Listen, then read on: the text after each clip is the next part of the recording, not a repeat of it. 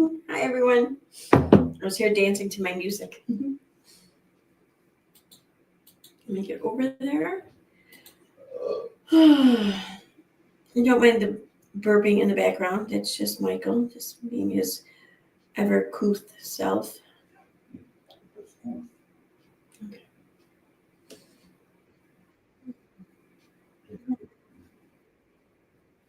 Why do I hear myself talking, but I don't see myself moving? There I go. Okay. Oh, my fucking head. I got a wicked headache right before I start. Maybe it's the glasses on my head that did it, because it just came on out of nowhere. And sometimes, like the smallest thing, like if a hair scrunchie's too tight, I get a headache. Weird. I don't know. I think that I tell you, I had a boss once who told me that she used to get headaches for like a couple of years of her life, and then she cut her hair. She had like really, really thick curly hair and shit. She said as soon as she cut her hair, she stopped getting headaches. I was like, I don't know if I believe that, but lately they're wearing scrunchies and getting a headache. She might have been on something. I don't know. Hey, Purple Dragon Chill. Hi, Bobby and Gizmo. Hi, I don't know. I can't see. Punicus Maximus. Okay. Hi, guys. And hi to the rest of you guys watching that haven't chatted yet. Hi, Sally Godfrey. I hope everyone is doing well on this fine Thursday. Well, Friday now. I think it's Friday now. So I had a good day. I got a bunch of shopping done. Christmas shopping, shit like that. I did get myself a new pair of sneakers. I need them for work. That's why I have to have good sneakers for work. Otherwise, I'll never make it like 8, 9, 10, 13-hour days. Which is, the 13 hours isn't often. Like, it's specialty days, like New Year's Eve or something. I may be there that long, but either way, I'm not doing that. I'm just like your regular, like $10 tennis shoes. So I found a really nice pair though this time for like $65, I think. Kohl's had a good sale. So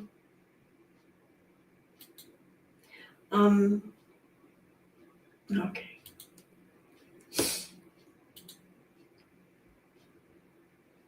Still Thursday there. I won't tell you what happens. Don't worry. You can be surprised. All right. So I don't no idea if Katie has been live or on TikTok or anything today. I have not even looked. I haven't even been on Twitter much really. And usually that's how I find out is by Llama Girl's account. So I haven't been there. I have no idea. I just got sugar all over my hand. Why do I put a straw in my drink when I put a sugar rim on it? It's like it's just there for looks and the sugar, and it's not.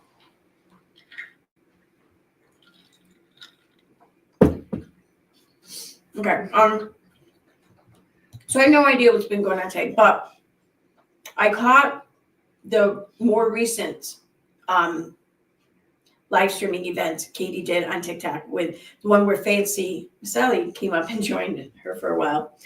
I don't have anything against Fancy. I really don't. I don't really even know her. I don't really even know much of anything she's done. I know she's been involved with the whole Gypsy thing pretty much before Katie. I do know that it was during an interview with Fancy where Katie said the infamous, yes, she thinks her son could be manipulated into killing someone.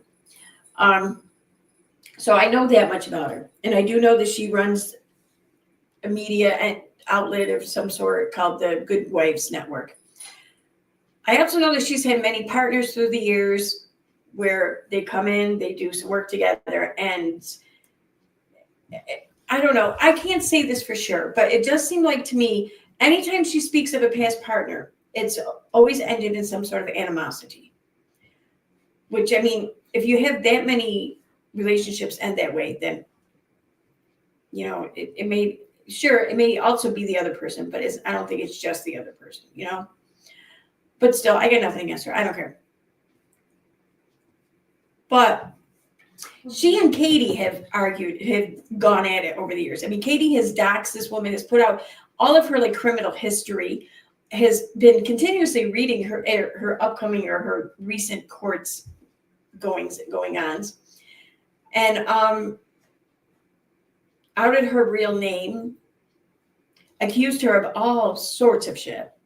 And this is just recently, like this year, okay?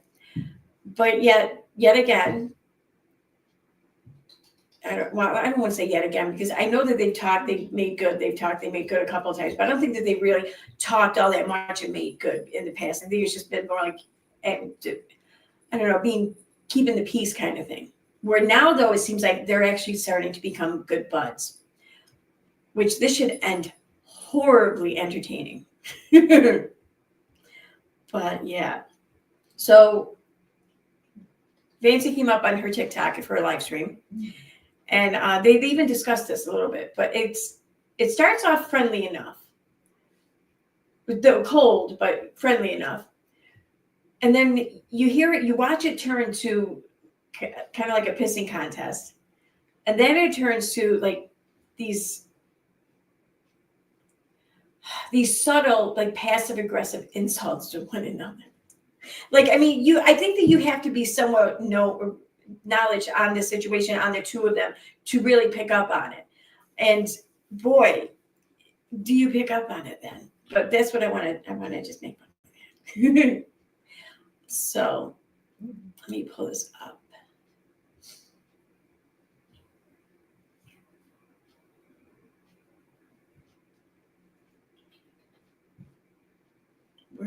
There we go. Okay.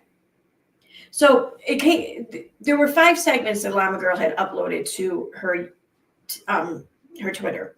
I only downloaded 4 of them, the part 2 through 5, because one, it wasn't all that important to me, really. It wasn't so I bothered keeping it on. But now I'm thinking maybe I should have. Maybe we'll go over it later. But right now we're going to start with Llama Girl's segment number 2. Okay, right, let me switch over.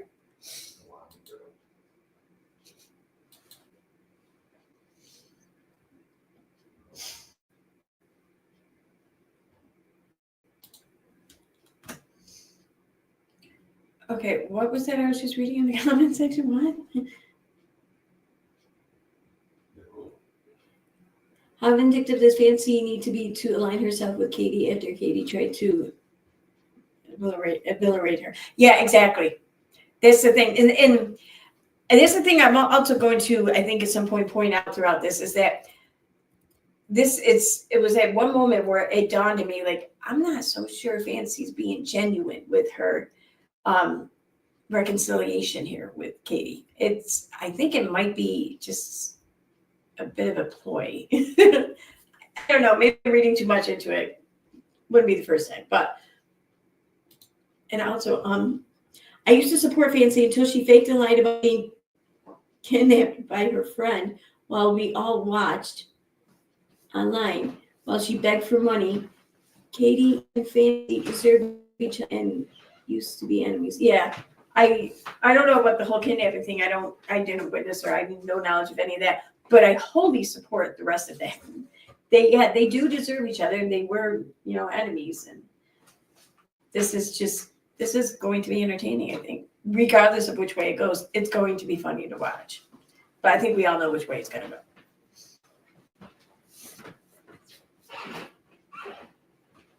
It's her who has a problem. Fancy will turn on Katie too. Yes, that is a correct and accurate statement. But will Katie turn on her first, I wonder? That's what I wonder. And I think that she might. I think because Katie just doesn't really seem to have the patience for like a long-term vendetta, where I think Fancy might. So that's my opinion. Okay. From like sticks up. Oh, that's right. Let me pull this up so I can just read that real quick. Mm-hmm. Yeah. All right, so it's clip 2 I'm playing. That's right.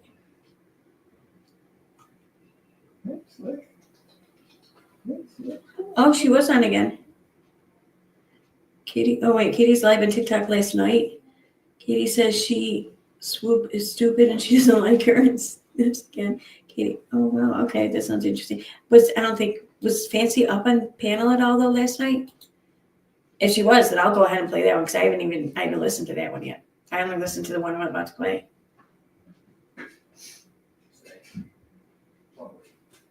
There's 10 clips of it. Holy shit, maybe, I don't know. Does anyone know if Nancy came up on panel with Katie last night? Was it? Okay.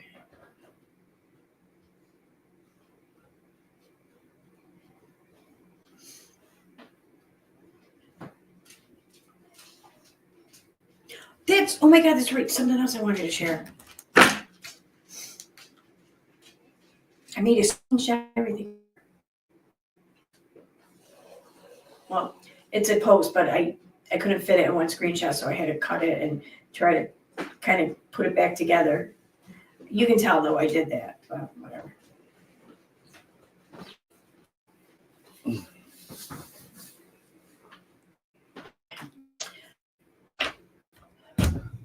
What are you doing?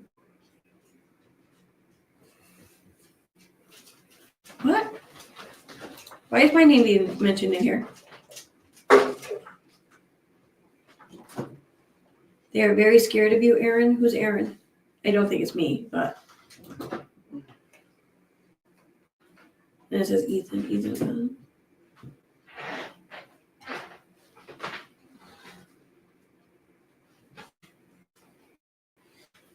It looks interesting. Maybe we will play some of that. Anyways, the screenshot. So something kind of dawned on me when I was reading this. I was watching, what was I watching? Was it Truth Exposed, I think? It's a YouTube channel. Let's see here.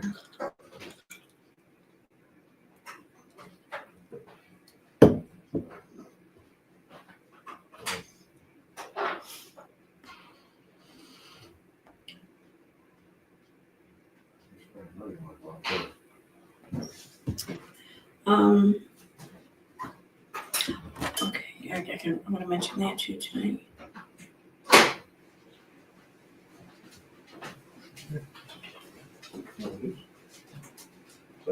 Thanks. What is it? Thanks. Another Truth. I was watching Another Truth. I'm sorry, that's the name of the channel. I was watching one of their videos, and they were covering this post of Katie Joyce. And as I'm looking at it, I'm like, holy shit, I can't believe I didn't see that before. Now, let me show you what it is. I mean,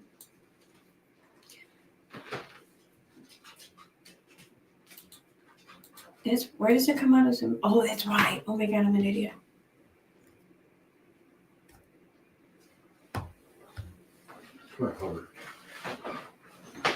Here we go. Okay.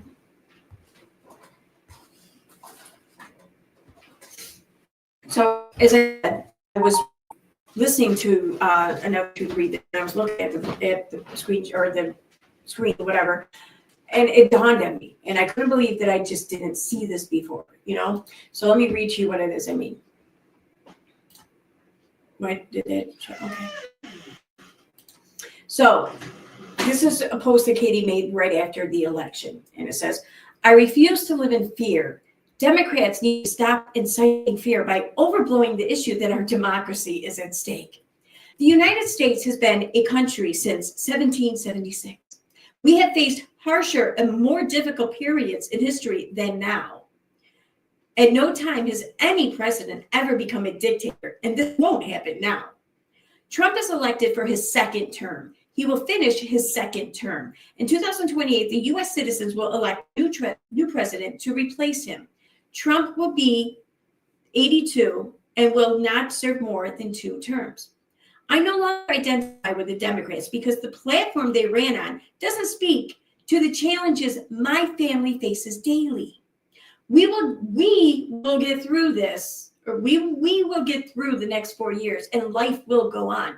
I don't live in fear, but I will continue to worry about the massive grocery bills we pay each week. I didn't vote for Trump, but I won't spend the year's outrage about why he got elected. I will continue to care about the issues that I care about and amplify the issues that matter to me. And then I'm glad to see that 7 more states have protected their reproductive rights of women. Okay, it's nice for her to have that in.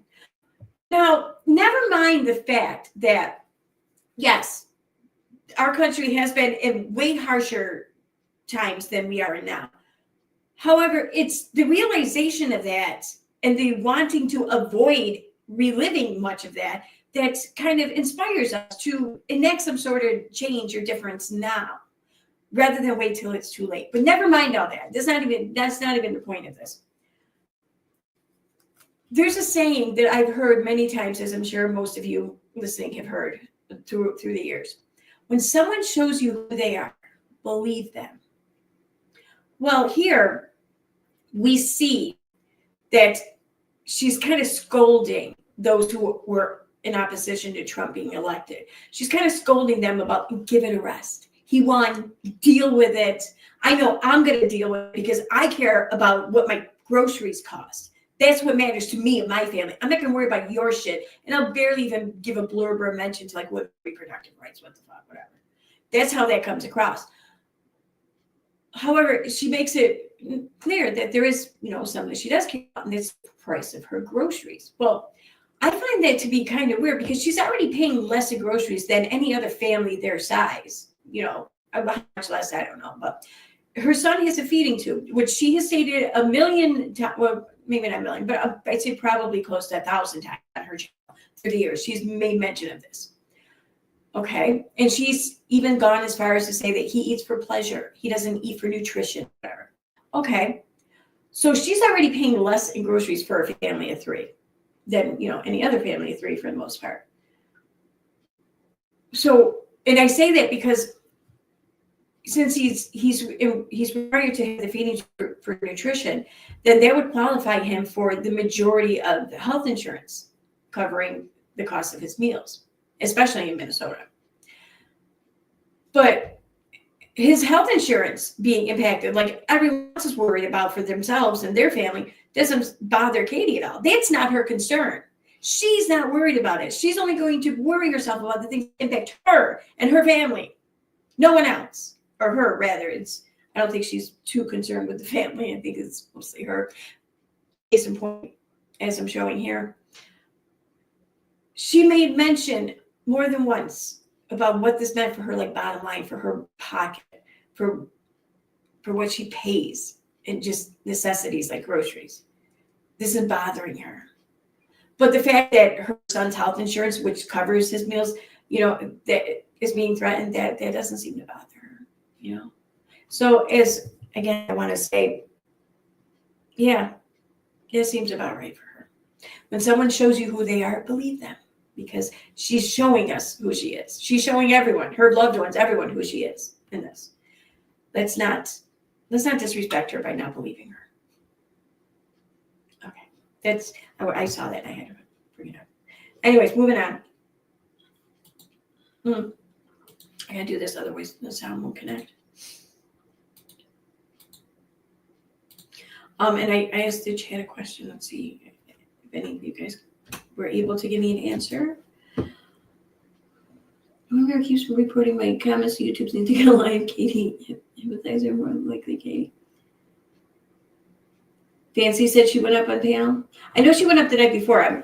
Did she say that she went up again last night?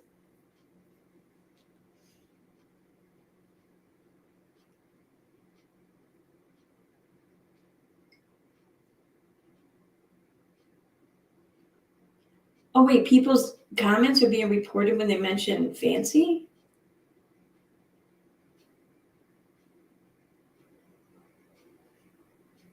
It's crazy. Especially considering how much, and hey, I'm not giving Fancy shit for this. She can talk about whoever she wants, whatever she wants. I don't give a shit. I fully support that. But given how she does tend to talk about other people, I really hope she wouldn't then turn around and do the biggest lowcow thing there is and try to shut down everyone else's talk about her. I mean, just that's not cool. Okay, so all right, let's get back here. You're going to hear the cat meow probably, but I'm not letting him out. No, it's crazy windy outside. It's below freezing outside. No, the cat's staying inside. I don't give a shit. You can hate me. Welcome. Oh, and I put it on the wrong one.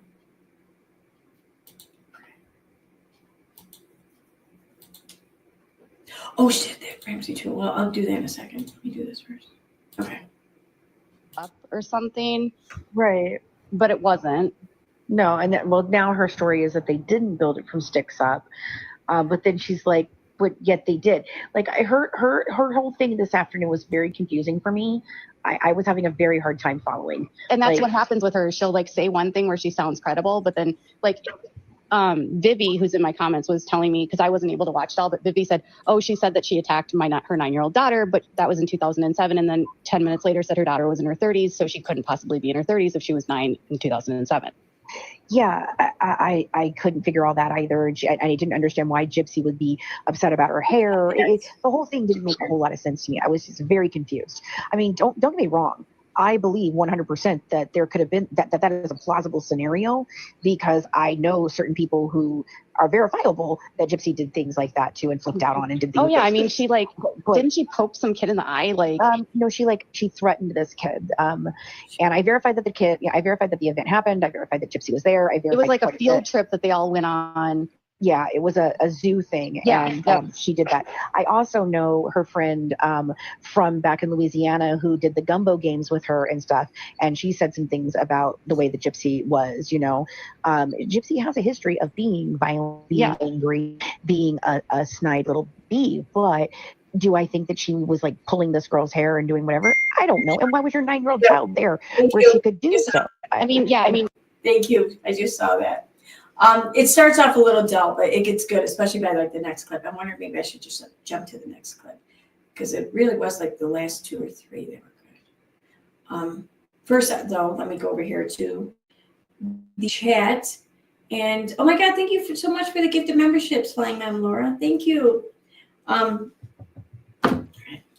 So they were awarded to Christy Cunningham, Cal H. Grisella Canales, and I know I just butchered your name, I apologize. Bobby and Gizmo, Jennifer Smith, Sandy Smith, Animal Lover 555, Laura 60, Main Chick Carrie, Skate Positive, Ravenheart for You, B Smith, Aaron, Higher, Kay Kanuga, Julianne, Big D, Julie A, Craft Happy Tammy, Alabama Nana 5. Awesome. Thank you so much, Flying Mom Laura. So those names I just read off, you guys were gifted a membership.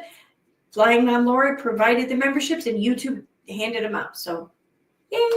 Thank you. So the biggest thing that we caught her on this channel over here lying, because she said that she designed the house from sticks up, right? Oh, I know. Right. And that part of the plan was they were going to swap rooms, and she kept saying that Gypsy was fighting about where the rooms were going to be and they couldn't be there. And then someone came up and said, no, that house was already built. They just modified it. And she was like, oh yeah, that's right. So it was like, well, yeah. And she had a confusion. There was a whole lot of confusion today about freaking the jacuzzi tub, she couldn't understand. We weren't saying jacuzzi, that we were saying jacuzzi tub, And if she often will get mad if you like question her. Right. She got mad at me because she literally was on Morbid's panel and said, Dee Dee got the house for free. Well, no. See, here's the thing. Okay, people can get mad or whatever when questioned, and people can point that out in others. I get that. I'm not arguing with the fact that Katie just did that.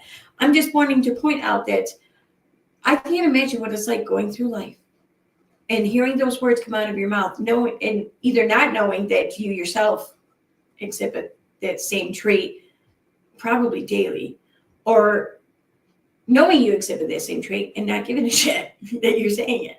That's what baffles me. It like dumbfounds me. Like, I'm amazed, really.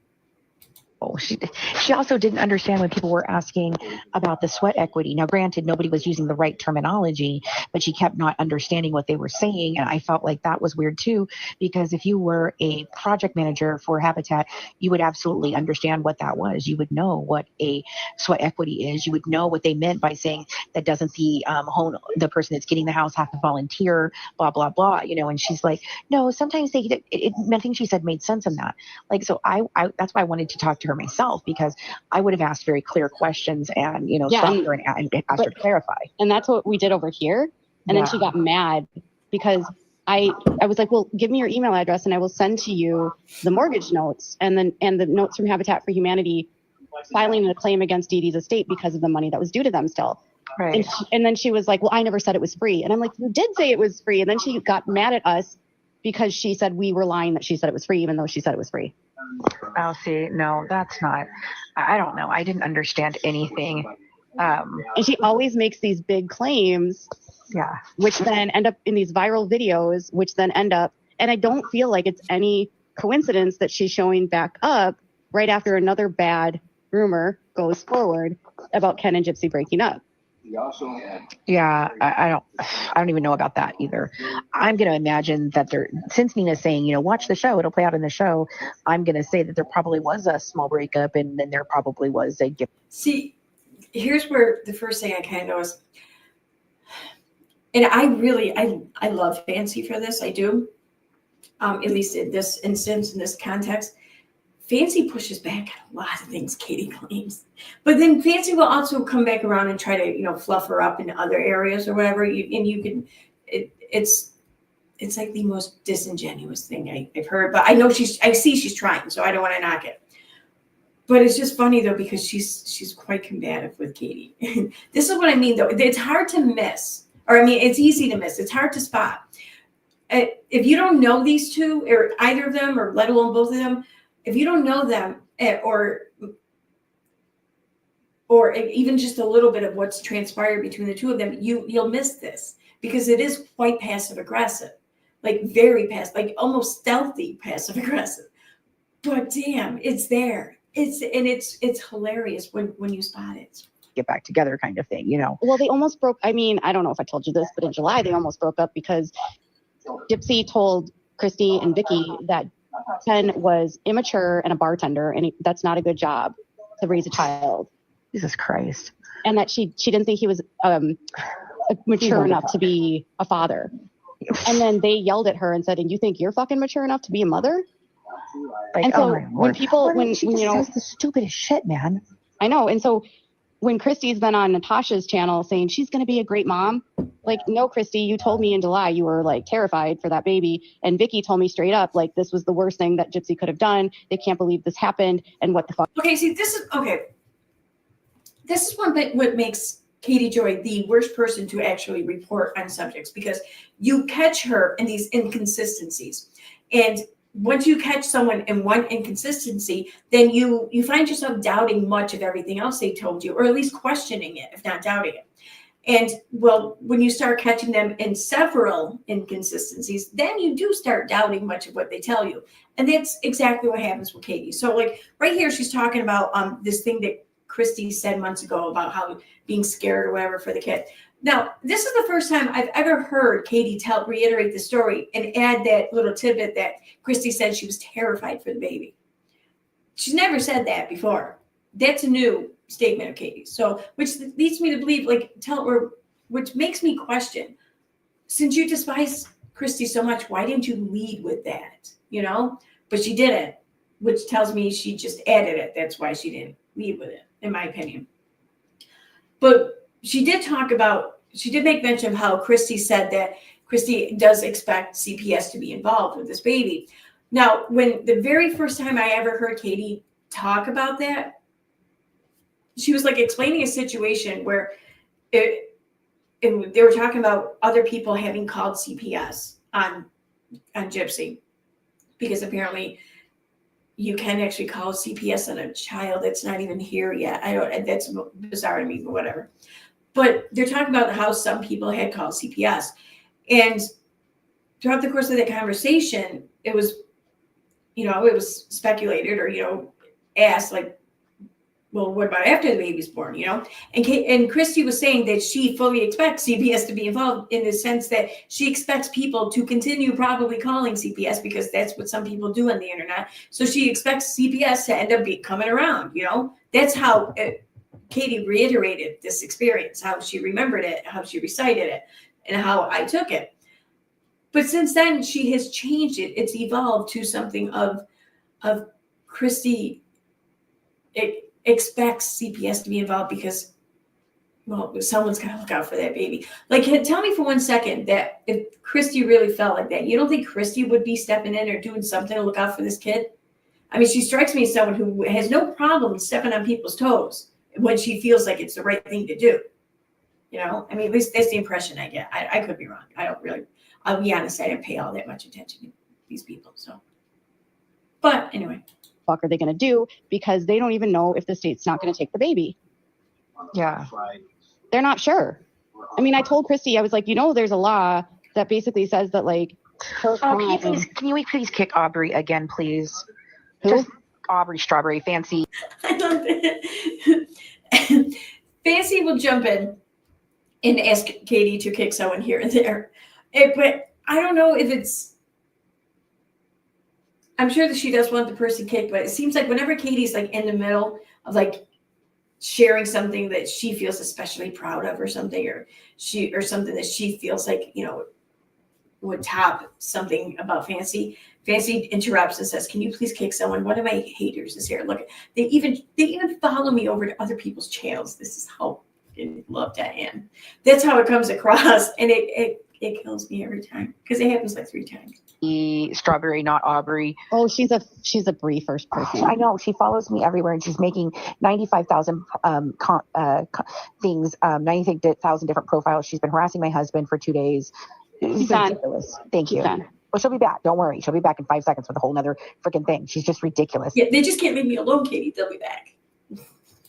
Like, I don't know what is wrong with her that she that look at it's 12:30 at freaking night, it's probably Brie. It's probably Brie. She's still following me. Well, some people think it's Brie, some people think it's Gypsy. I don't. It could be, or it could be like Vicky. It could be Sherry. I don't know. They have literally been on me for days. Like this last whole week, they have. See, I don't know about Fancy so much, but that kills me about Katie. Like, the subreddit for the WOACB subreddit. That's, I guess you could say, like the Without a Crystal Ball snark Reddit or whatever. You could call it that maybe. But from before it was taken down, I want to say it had close to 16,000 members in it. For a YouTube channel that's only a few years old, and well, no, it's more than a few. It's like 5 or 6 now, right? But it's still like well under like a million. So it's under. Her channel's under 500,000. That's a lot of haters, I think, in my opinion, judging from the size of the other snark Reddits I've seen or whatever. But yeah, the woman who inspired at least close to 16,000 people to join a subreddit and to just, I don't know, call her out on her shit or whatever. She doesn't think for 1 second that someone could be in there to troll them who's someone other than the 2 people that Katie's currently beefing with. Like, don't sell yourself short, man. Like, it could be anyone. It could be your husband. All right, I don't know if it's him. I don't know if it's not him either, I'll be honest, but I don't know it's him. Like, rumor has it that Katie's husband and any one of her trolls have never been in the same room with each other, virtual or otherwise. So make of that what you will. Followed me from anywhere I am, anywhere I go, they show up, and I'm like seriously, you were in my live at 11 o'clock this morning, and you're still harassing me at 12:30 at night. Like, seriously, you guys. Christy has friends that some of you guys don't even know about that like do this shit. Like, Vicky has a million different sock accounts, and Vicky hates me. Yeah, and Vicky loves to taunt you. Like, she used to like follow you around in her fake accounts and be like, "Oh, I just left a comment for her." See, I hear this, and it sounds like almost like a pissing match of who has or who garners the most hate out of these specific trolls. It's funny. Get her going. I mean, she would spend her whole Vicky and Sherry. Do you know Sherry? Sherry Ponder. Yeah. Yep. Mm-hmm. I know them both. Sherry sometimes texts me still, and I'll like text her. Oh yeah, I know them both. Well, Sherry still sometimes texts me. And I'll be like, "You need to get your girl fucking under control." Like, they're insane. Huh? They're insane. Vicky's a psycho. She's a psycho. Well, Vicky's like, Vicky got mad because what I said about her is okay, you presented yourself as a quote unquote FBI profiler, but you can't freaking figure out the shit that is being said is complete and utter lies. Like, I mean, come on now. And then this was back when I was still trying to figure out why Christy was lying so much. Like, we had caught her in so many lies, and they were even calling me and telling me about the lies, her and Sherry Ponder. We were talking about it, and they were both like, "Oh my God, we don't understand any of this." And then they would just thank you so much, Michelle. Oh wow, that's so sweet. Oh, there, she's the future Miss Ellie too. That's her again. Is that? You know, that's her again. Oh, is That's that Aubrey Strawberry again. okay? Hold on. Yep, that's Aubrey Strawberry again. I blocked her. Go, hey, Vicky Lewis, go and get a fucking job. Go get a job. Go get a life. Like seriously, I swear to God, these people are so. Okay, so weird. that's funny. She made it seem like she was she told me she was a nurse. Did she tell you she was a nurse? I'm sorry. Where does Katie work? I mean, yeah, okay, sure. She says that her job is YouTube, and I'm sure she does make like good money at it. I'm not saying that, but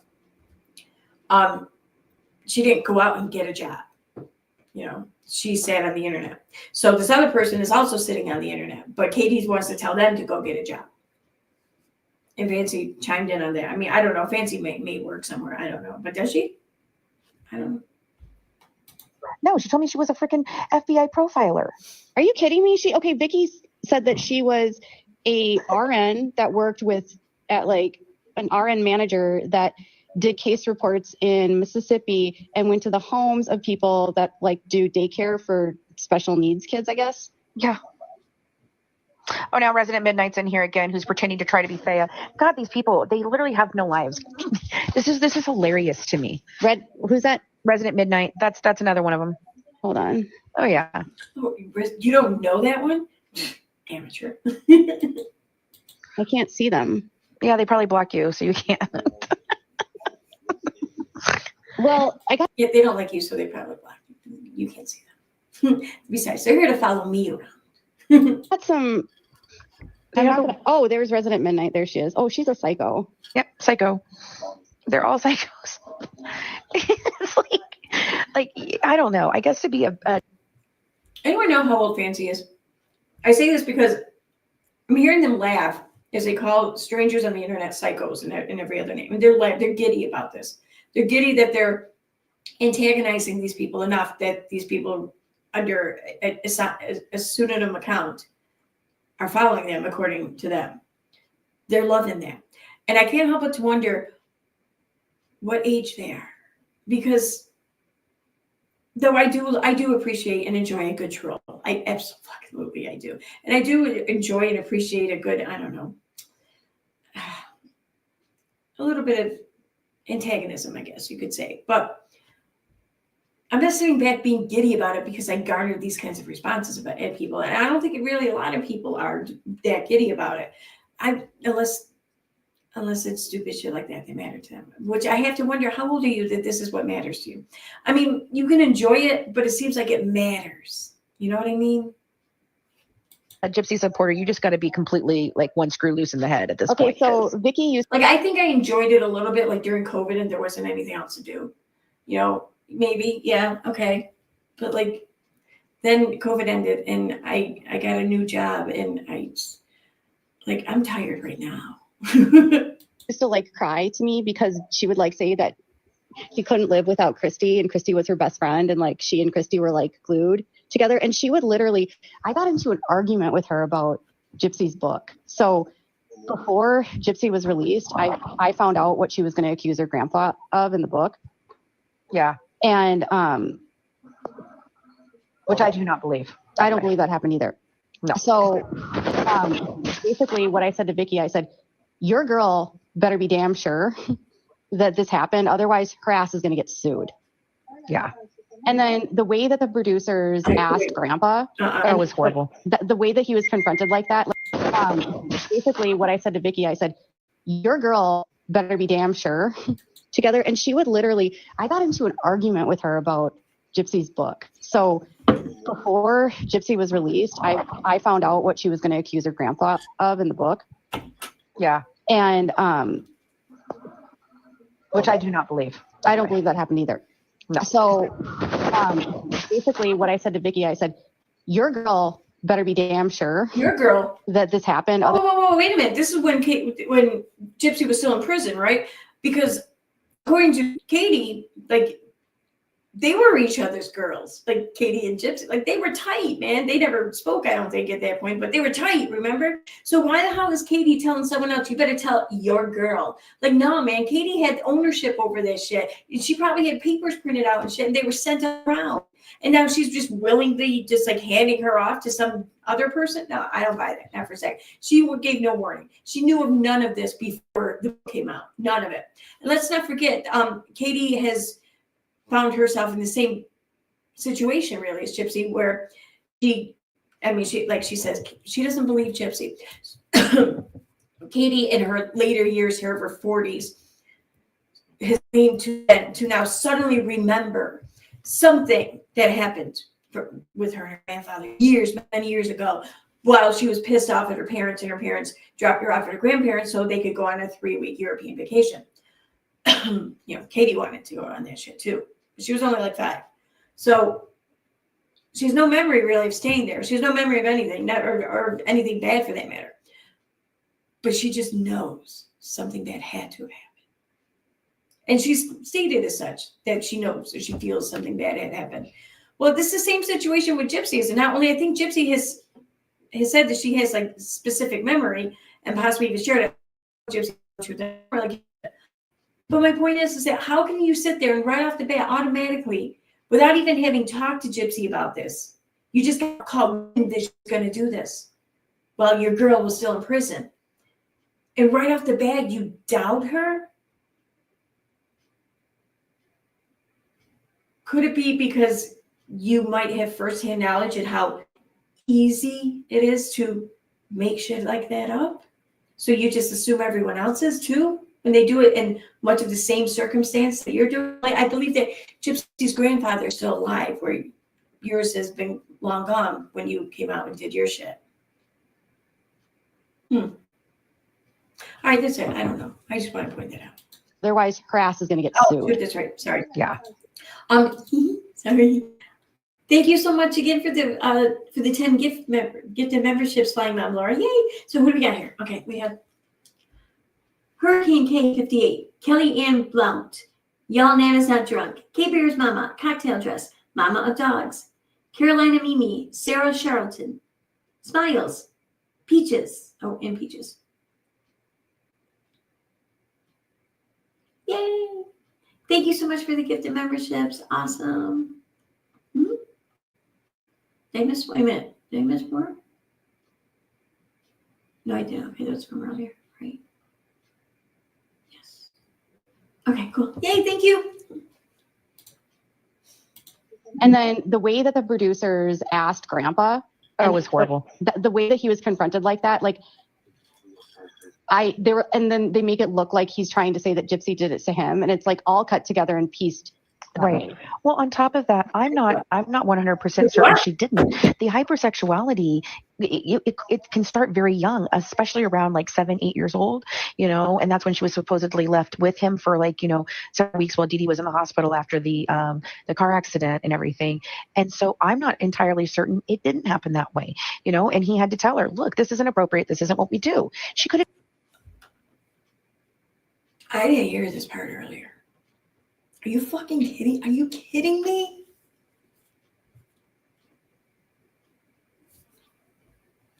Just been a curious kid, for Christ's sake.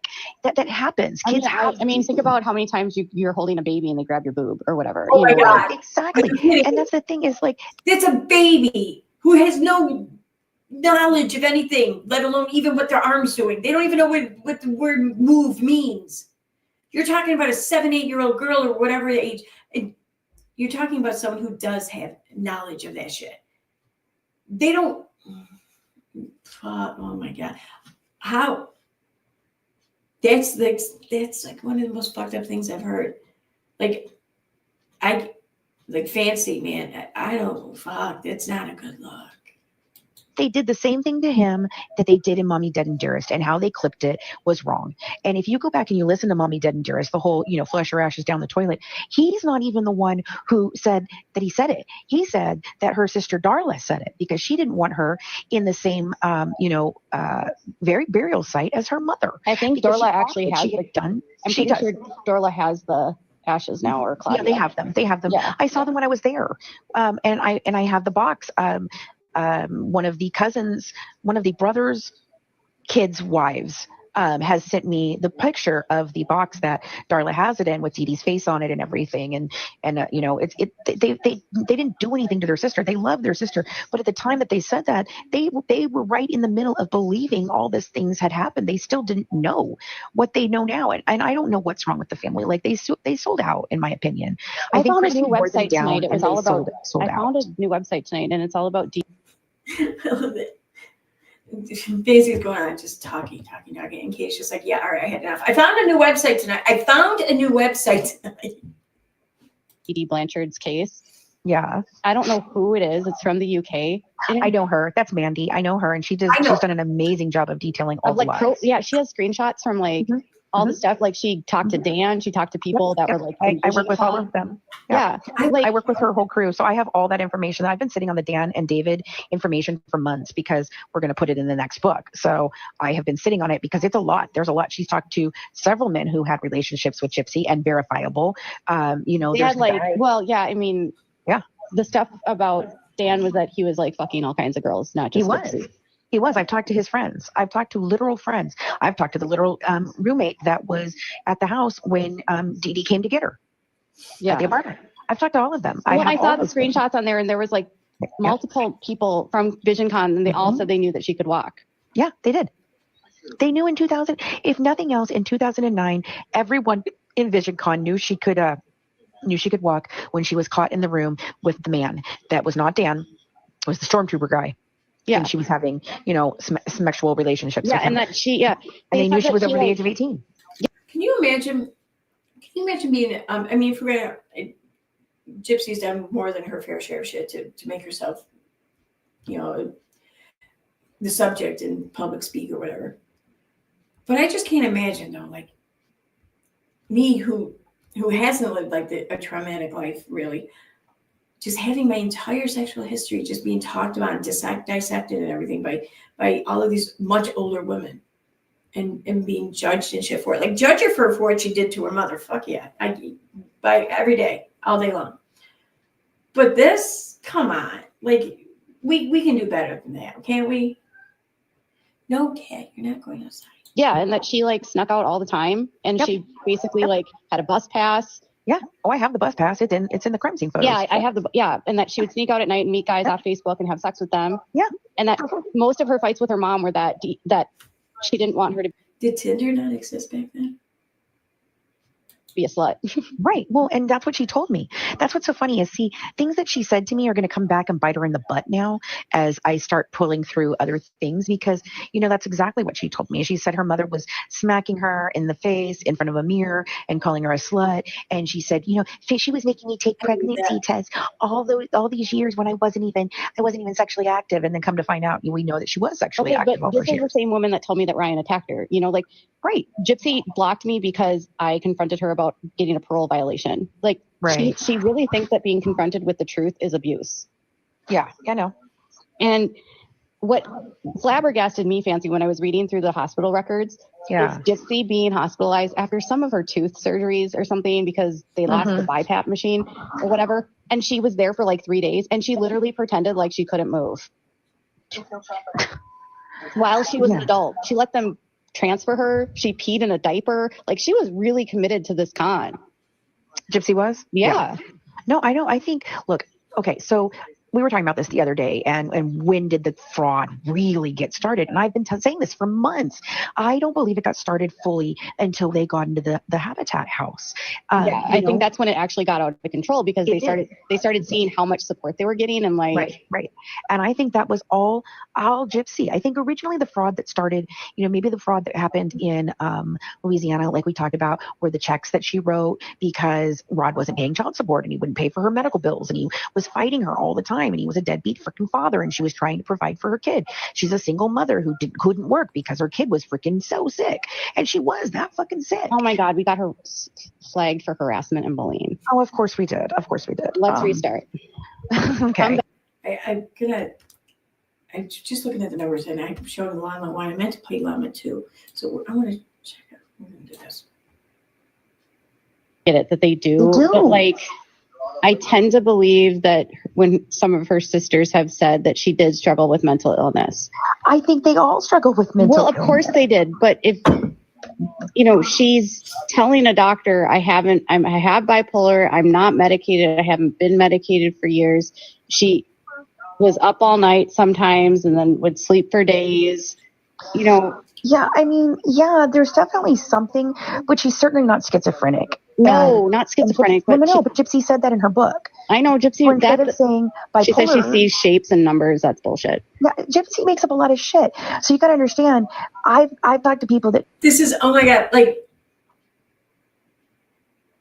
I feel like if you try to paint or try to show an example of mansplaining on a passive aggressive scale, that's where we would be at, because they're both trying to correct the other one to be like, no, I got the real story. This is what it is. This is what no, I got it. But they're doing it in such a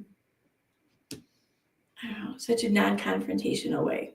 Like, they're not coming right out and telling the other one that they're wrong. Just that they're just talking over one another and saying what they think is right. Known Dee Dee her whole life, and they were like, no, she was never in a mental institution. And I don't believe she was. I do not believe she was ever in a mental institution. I do believe that she has mental health problems, and maybe bipolar is that health problem. It could also be BPD. It could also be PTSD, depending on what Dee Dee went through in her life. I mean, there's a whole lot of options. I mean, her mom definitely did to her what she did to Gypsy with the conning and stuff. Yeah, so but that's like the thing.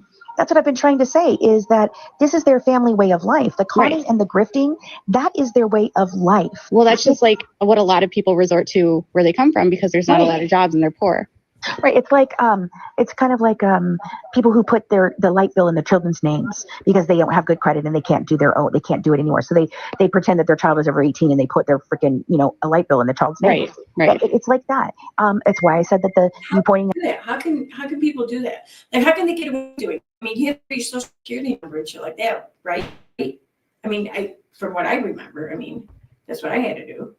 It's been the continuous account since I moved out of my parents' house the first time. So it's not like I've had to re-sign up every time. So I'm not really sure. But like, how can you, if you put it under a new name, you have to go through those steps and processes again. How can you even do that? Don't they check like date of birth and shit? Like, oh, how is this like 1-year-old child, starting a National Grid account with us? How does that happen? That's bizarre. Thank you so much for the gifted memberships again, Flying Mom Laura. So we have Fancy Was My Name, Jojo Nanny, CJ Brewster, Amputee, Good Tara, I don't know if it's Tara or Tara, Amanda, Crystal, Hellbell, Monkey's Mama, Mags. Thank you so much for the gifted membership. So if you heard your name read off just now, just know that Flying Mom Laura bought the memberships and YouTube decided you get the membership. Yay, thank you. So, that's a lot of memberships. Holy shit. Thank you. It just dawned on me how many that is. Out that the checks that were fraudulent were all during the time period that she was struggling to get Rod to pay any child support, and he was held in contempt 3 times. And I was going to say that woman Mandy, she has sourced me, which is awesome. She sourced all the stuff about the. See, Fancy's right in the middle of talking about something, making it what seemingly sounds like could have been a good point, but Katie's got to interrupt. Hey, you know that girl Mandy? She sourced me. She sourced me. The back child support, and then she went back to Rod's claims about things, and when she pulled his quotes from the different documentaries, it was like his story changed. Yes. And it's like, what bothers me, and she made the claim that I have made, where Rod and all of them are trying to say that she made up the chromosome deletion. No, yeah, I know. And they say that it was all made up. And then Gypsy says my eye surgery is from seizures, when it's clearly in the medical records that the eye is from the chromosome deletion, and she has whatever it's called. Strabismus. Yeah. And she had, I think, 4 surgeries on it. And then the final one, I found that record that you were talking about, where they basically told her that this is the best that we can do. because it kept detaching. They would go in and they would get it attached so it would correct, and then that would unattach, and then they would go back in and reattach it, and it wouldn't stay. And so they just felt like it wasn't going to work anymore. Yeah, and that's what they told her. They said, we'll do this last one, but after this, we don't feel that there's any more reason to continue on with this. And that makes sense to me. And I think that there might be more advancements now in technology and all of that they may be corrective for her. But I mean, you can look at her as an infant when she's laying on the ground. There's one where she's laying on the ground as an infant, and there's also one where she's sitting and she's got some sort of machine attached to her. Do you know what that machine is, Katie? Because I don't no clue what that is. Maybe a heart monitor. No, it's a band that goes around her belly, and she's like sitting there, and it's a great big machine. And I'm like, what in the hell is that? It's probably a heart monitor. If you look at her, you can look at her eyes as an infant and know there was something wrong. And so what they say is they took the eye problem and ran with it, and then they turned it into a chromosome deletion. And then Rod, because he never paid her child support, says that she did all of this to get back at him for not paying child support. And then Christy's story is she would take out cases against him every time she would get into a fight with her. And it's like, no, Christy. I can't find those anywhere. Like, that's not true, Christy. And by the way, Christy, one of the cases wasn't even taken out by Dee Dee. It was taken out by the frickin' prosecutor because Rod had been held in contempt 3 separate times, and they filed criminal charges against him. Right. Now, I can't find it anywhere, literally nowhere, where she was taking him to court over and over and over and over again. No, there's 2 separate cases. It's in LaFouche County. Right. LaFouche Parish. Yeah. One for 93, but it was because it was initiated. It was initiated for non-support. Okay. So she wasn't like. I'm going to jump over this one real quick because I didn't realize that the clip I skipped over is only 13 minutes long. I was thinking I don't want to sit through. Anyways, I'm going to skip over quick. Helps if I do this first.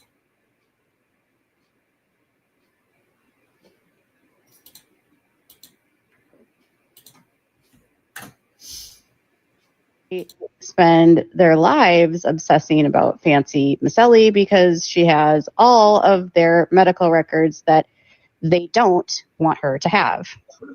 Well, it's not, by the way, it's not just them now. There's others that are upset with me for talking to you. And I've been trying to explain all night, regardless of, look, I wouldn't say we're friends. I wouldn't say we're enemies. We're just people that are working on something to tell the truth. I don't hate you. I don't not like you. There are things I don't like that you do. And I'm sure there's things that you don't like that I do. And we've talked about that. All right, I'm going to slow this down for a minute. I can't believe I almost skipped over this part.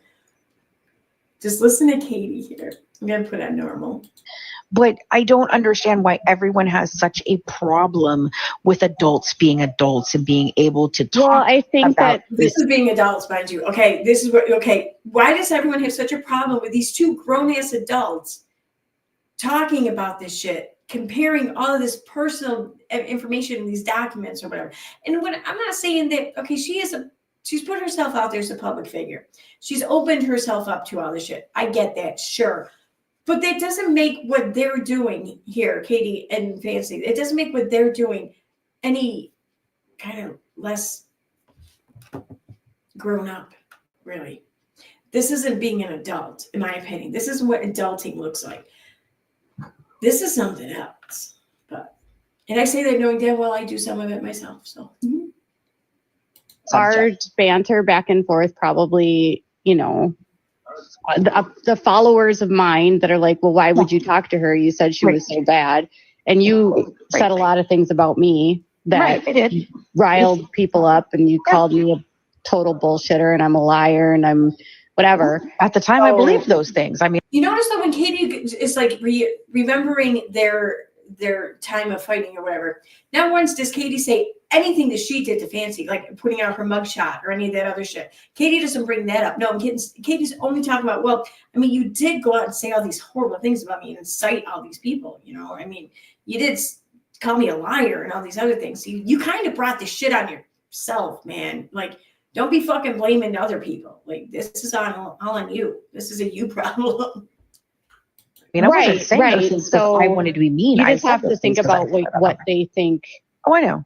right? And So so one of your haters came in my inbox today, like full force. And I was like, dude, you go take that somewhere else, please. right. I can be an adult and have an adult conversation with you. I mean, would I go out and have a drink with you? Probably. But would I spend, hours at your house and hang out? Probably not. Yeah, no. Like, Katie there comes like, yeah, no. He's like, yeah, no, you wouldn't. Fuck you. It's okay. and that's okay. We can be adults about this. We're both in this for the truth at this point, and I think that just bothers everyone. It's fancy. Yeah, I went back. And the truth says, cha-ching. Let me see where I left off. More, like seriously. Well, I told you that like one of Nina's contacts for the first time because we didn't know. I mean, there was just things that happened, but. Oh, that's great. Yep. 5 cents for that, or you keep playing this game and you want to just talk about the gossip about this. We're both in this for the truth at this point, and I think that just bothers everyone. I would rather just get to a point where we can start collaborating with everyone that's doing this, and like I agree. We stop like focusing on things like the fake stories that Nina just continues to get obsessed with that keep biting her in the ass. Right. And wait, so who does she want to collaborate? Does she want everyone involved in this community here to collaborate with one another to gang up on Nina? Or is she saying like we all need to come together for Nina? Like, I just wish we could get to a point where we could all collaborate. I mean, everyone here thinks we're full of shit and calls us names but in actuality they're the liars. But why can't we just get to a point where we can work together? In hating Nina, that is. Nina just says thank you because I'm working for Lifetime because she says that you said that about her. But the truth is, Nina, if you keep playing this game and you want to just talk about the gossip, you're just helping promote the show.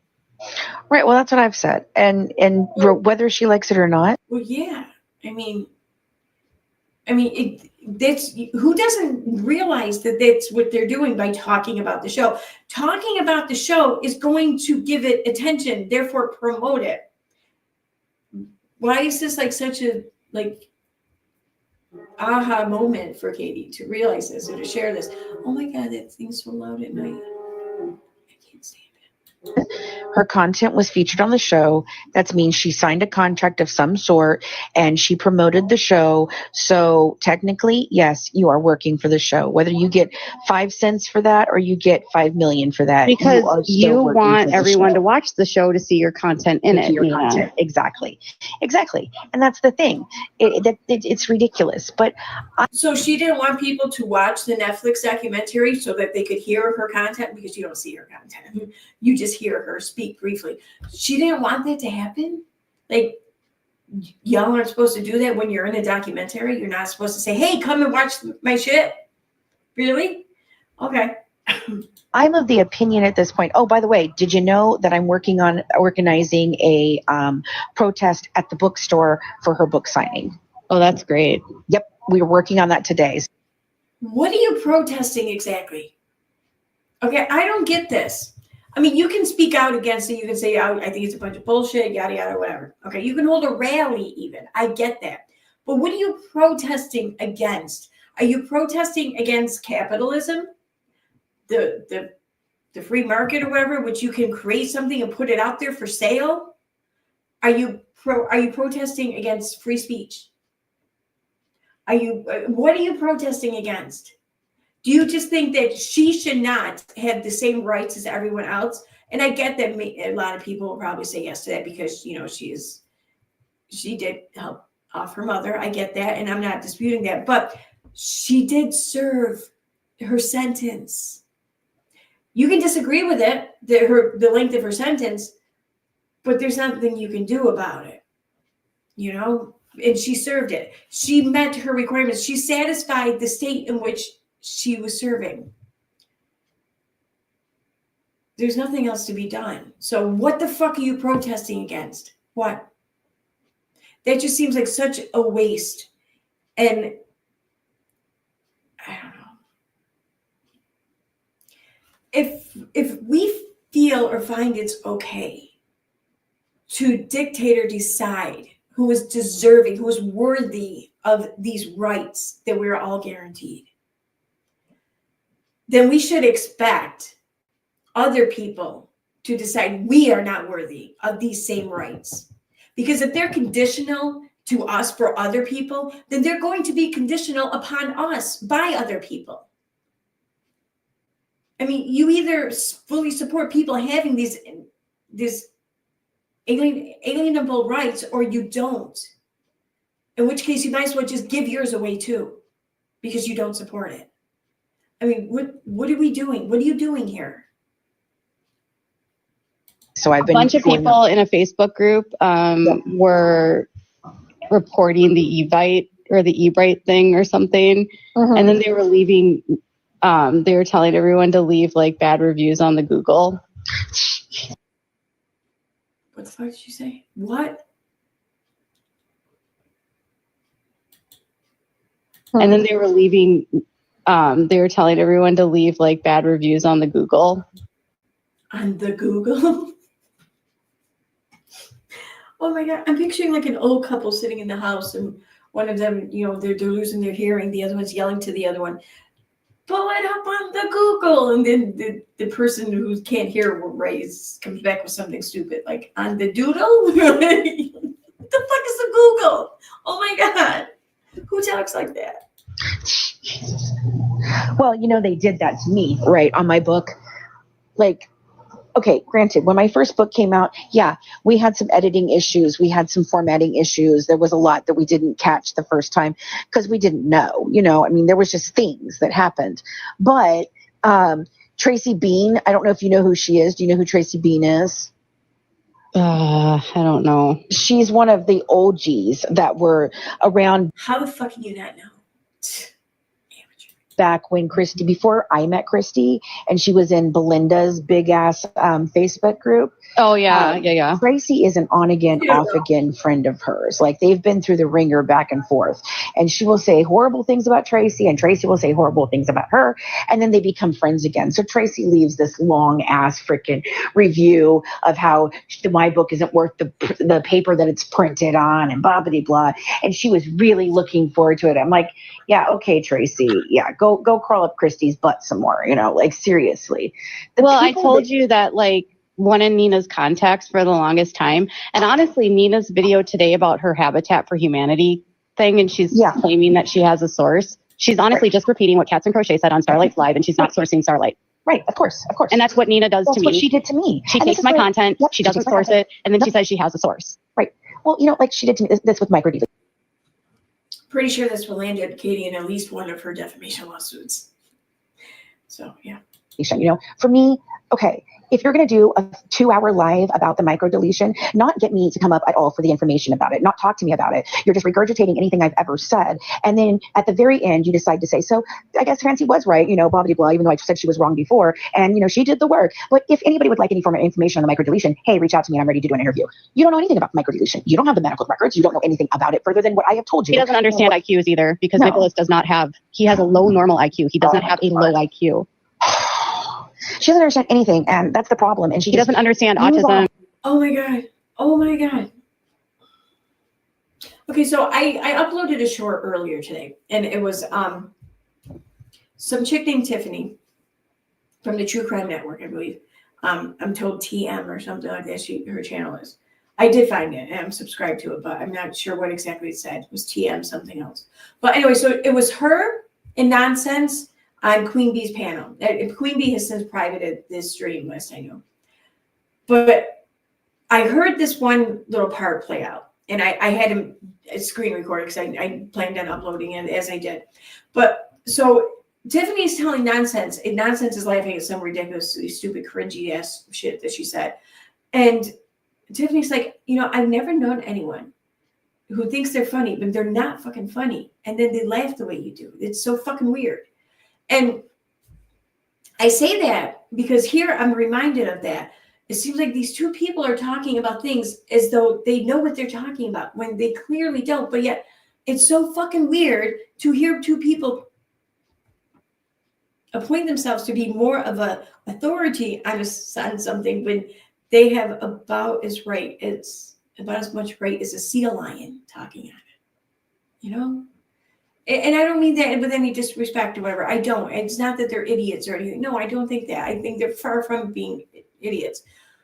But they have a gun in medical school. They don't know. They don't know. They just don't know. And I know Katie likes to think that she's an expert at reading all medical paperwork because her son, had received a few medical papers in his day, is the patient. But that's just as comical, really. I mean, I don't know. I just find it funny. And then his group that she goes on panels, they use the R word, which no one uses. They mock people that have disabilities. Nicholas Godejohn doesn't want to rally.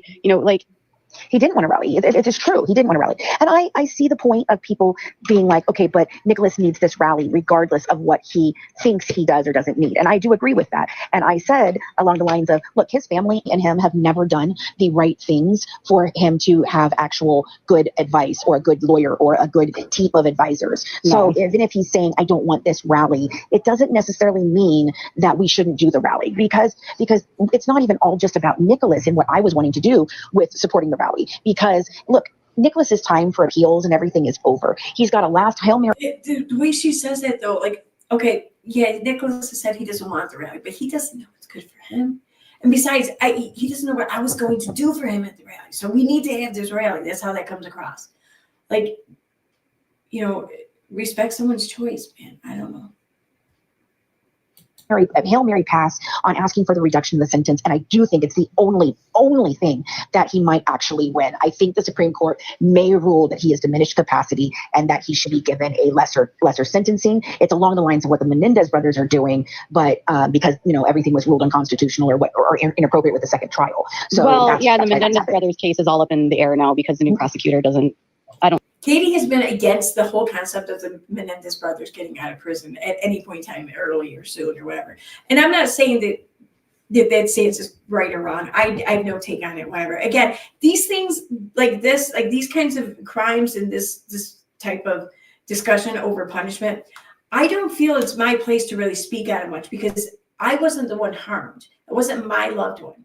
I'm not the one with damages here, Sure, I'm part of a society or whatever, where, you witness these things. And over time, I think that many of these things can have an effect on a society. But short of that, it's not about me. I don't know what kind of discussions the state has had about this or with the Menendez brothers. I don't know what they've done or haven't done while in prison. I don't know what kind of rehabilitation efforts they made. I don't even know the circumstances of their crime. Therefore, I don't know enough to give any kind of opinion on it. So I'm not.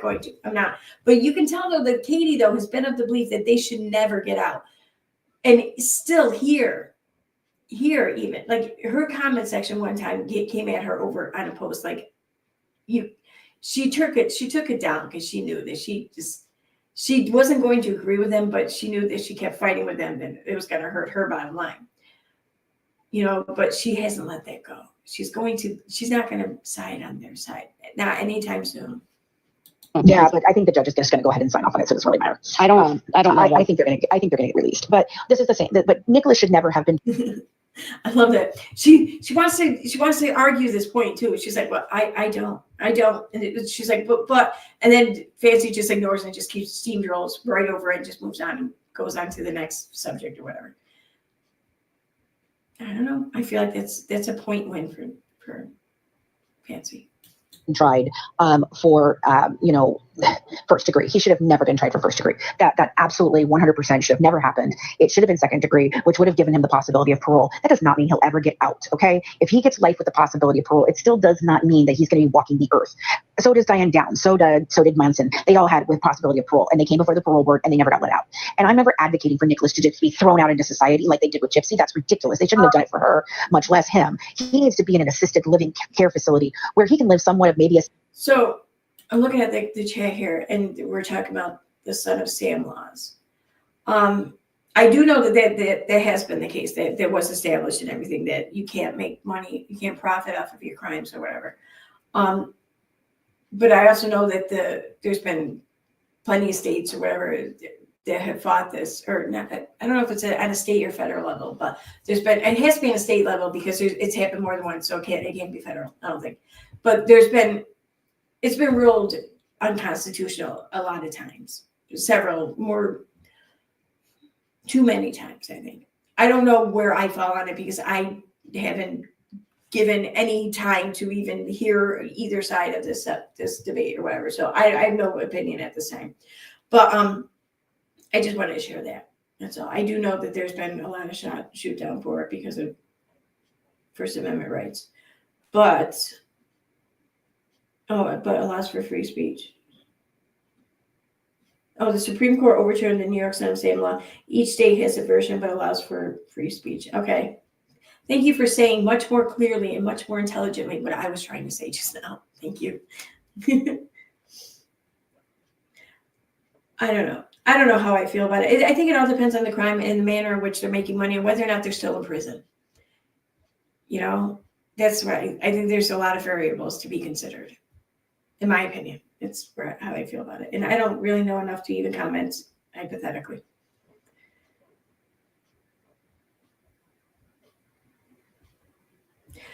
KJ and Fancy are both wrong on the total global functioning scale. That is a very comprehensive way of data collection to get an accurate picture of the true IQ, and especially is hard to get correct. You know, that's what I was wondering. You bring up a great point. Thank you, JLB. So Katie's talking about these IQ points or whatever. And she says that at one point you're going to hear her say something like to be delayed or whatever is actually like between 80 or something and 115, I think she says. But I was always under the impression that it's not as simple as that. Like where you fall intellectually on the scale, I mean, you may fall there just initially off of like the basic intellectual questions or whatever, but then the rest of what makes you is taken into consideration, and then that will alter where you fall on the scale. So sure, when taking something like a written test, you may I don't know, score like 100, but then there may be other things about your impulsivity or a lot of variables to consider that will either raise or lower that score, especially lower, I think. But yeah, but that's what I thought. I thought that there's like a lot more to this, and I don't understand how Katie could have access to all of this, a lot more to this that Nicholas would have gone through, for her to state something as assuredly as she is. I don't see how she can do that. But. Semblance of a normal life, maybe have a job, maybe have some friends, maybe that, but be highly, highly, highly regulated and monitored, because his own family is not equipped to deal with him and to take care of him, because Bobby has no understanding of medicine. He doesn't like medicine. He thinks it's all horrible. He doesn't believe in psychologists, none of that. So Nicholas can't just be released to his family at this point because Stephanie is gone. She would have been his only hope of being, somebody that would have done the right things to maybe get him the right help. But except she was married to a sex offender. So. Except she's married to a sex offender, and she herself has her own problems, So I mean, Nick has no good people around him, and it's not to say that I think Bobby's a bad guy. I don't. I just think that he just wasn't around Nick growing up, and I don't think that they have the. He doesn't sound like a very good guy either. I'm just saying. The educational background to know what to do for him, and they keep getting. Stephanie even said in her interrogation that they failed him. Yeah, because he didn't get him the support services that he needed. Right, and so he should have had a guardianship, and he didn't. He definitely should have. And there's just no way. There is absolutely no way that my son, even if it is an autistic adult, would have gotten on that bus and gone there by himself. Not once, but twice. There's just no way. And if he did, I would have followed the bus mile by. We already know exactly where Katie falls on this, hypothetical. I mean, basically, whether it's to get on a bus and go somewhere or to off someone, she believes that her son can absolutely be manipulated to do anything, really. My son is autistic, and he's 7. I think his IQ is 73, and that's not in the normal range. And someone asked, "Isn't normal 85 to 100?" No, it's 80 to something else. 115. Why do you push it like that out publicly about your kid? I mean, what's our kid, like 12 now or something? I want to say 12. I don't know, 11, 12, 13, something like that. By now, I'm sure he's figured out some way, somehow to get access to the internet without his parents knowing, or to go places on the internet without his parents knowing. And all it's going to take is one just big, I don't know, not even a big blowout with his mom, but just him being really pissed off at his mom about something, for him to just go on there and because he's got to know that people talk about his mother. You know what I mean? He lives in their house, so he's got to hear them talking. So he has to know. And I know me, if I got pissed off at my mom, I would totally look that shit up. That's all it's going to take. And upon doing so, he's going to hear her say these things. Wow. I mean, hearing someone talk about you in this way, whether it's true or not, doesn't matter. Just hearing someone share this about you is gotta cut like a knife. And then to find out it's your own mother doing it. Like, what the fuck? Like, he's gonna grow up thinking like just no one has his fucking back, man. That's how he's gonna end up being manipulated easily. Because he's just gonna want someone to have his fucking back. In my opinion.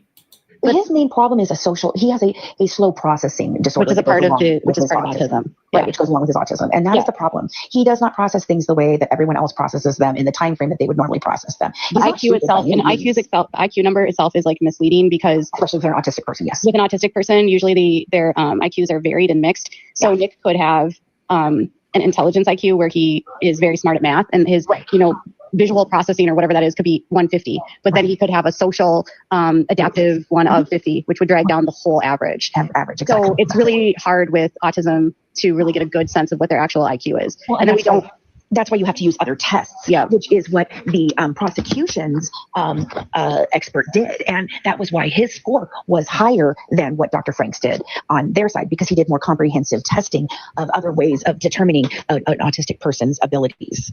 Yeah. So anyway, I don't know what we were talking about right before. So, I think we were talking about the whole, that website, and I can't remember what the website was called, but about Gypsy and stuff. And like, so the Habitat for Humanity house, the story that's like all over the place, which basically is that Gypsy and Christy did not apply for a Habitat for Humanity house, and I don't know why people just blatantly. I don't even know how Gypsy would or how Christy would have. I mean, that seems weird. I really, if she did that, that is the ballsiest bullshit. I just can't know because Christy is like too like we're famous now, right? Yeah. And so she would never do that.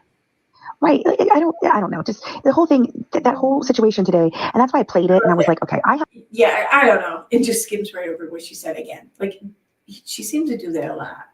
Have to figure out what the heck is really happening here, because, and you know what, I talked about it with Mac afterwards, and then I have to go back. I'm going to go back and watch it again tomorrow and kind of give some commentary on it, and hopefully, because like I said, there's too many things that she should have known as a representative of Habitat that didn't track properly. Yeah, no, I mean, first of all, I just want to be clear about something. If someone applied to a company for a home, they would never be allowed to provide the information that was given to them to the public. That would be a huge privacy violation. She can't. She'll never be able to provide documentation that this happened. Right, exactly. And so she can say anything she wants, because then she can just go behind the fact that, oh, well, I can't show any proof because I can't do that because we're not allowed to. Right. Okay, and this is her problem, is it doesn't matter if it's medical, it's a loan application for a home. They cannot release that. It's privacy violations. Like, do you understand? These people are giving their social security numbers. It would be like Bank of America just handing out your loan application. And she said that. She should have said that Habitat would not be able to release those things. They can't. They cannot release those things. It's not. Oh, they ended, huh?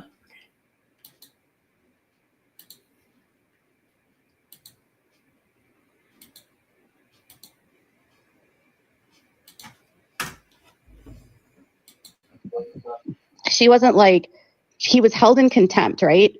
Right. And then he was told he needed to catch up, and he didn't catch up. So then she had to file a separate one because he was in contempt.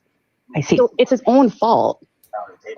She wasn't doing it maliciously. And then he says, well, she wanted me to pay for medical expenses. Well, and then he said a judge then said that I had to pay. And so he's acting like Dee Dee made the judge make that decision, right? Oh, for Christ's sake. A judge ordered that he pay for child support. He had to provide health insurance, and he had to pay alimony, right? Right. And then his next spin, this is his next spin, is I agreed out of the goodness of my heart to increase the child support to $350. No, Rod, you didn't fucking do that. What happened, Rod, is you were facing criminal non-support and you were sentenced to jail. And because you were making more money, they decided you were going to pay more and you were going to pay the arrears that you owed. But at no time, Rod, was your payment $1,200. And if it was because you were paying arrears. And if you paid until she was 23 years old, it was because you were paying arrears. But there's no documented proof that he ever sent that money. There is. I do have that. I do have it, but it's only for like 6 months. So there's no documented proof. No, there is. I have it. Well, if he had money out, like he's just a deadbeat dad that like wants to blame the mom for not paying and then having the audacity to hold him accountable for it. Right. Right. Exactly. And you can prove that by the fact that he didn't just do this with Gypsy. He did this with Nicolette as well. Nicolette. I mean, he went to the extent with Nicolette that he handed over custody to her stepdad. Right. And Christy told him that was the best gift he could give her. Well, yeah, it was the best gift he could give her because you're a deadbeat who wasn't around and her father was. See, I'm sorry. I keep thinking like they're talking about kids. Like, I mean, granted, some they're bigger kids now. You know, some are like no longer technically legally kids. I get that. And maybe even I'm not sure. I don't know how old Nicolette is or whatever. I want to say they're her brother or whatever, half brother or some shit. I want to say he's younger, but regardless, that's what they're talking about.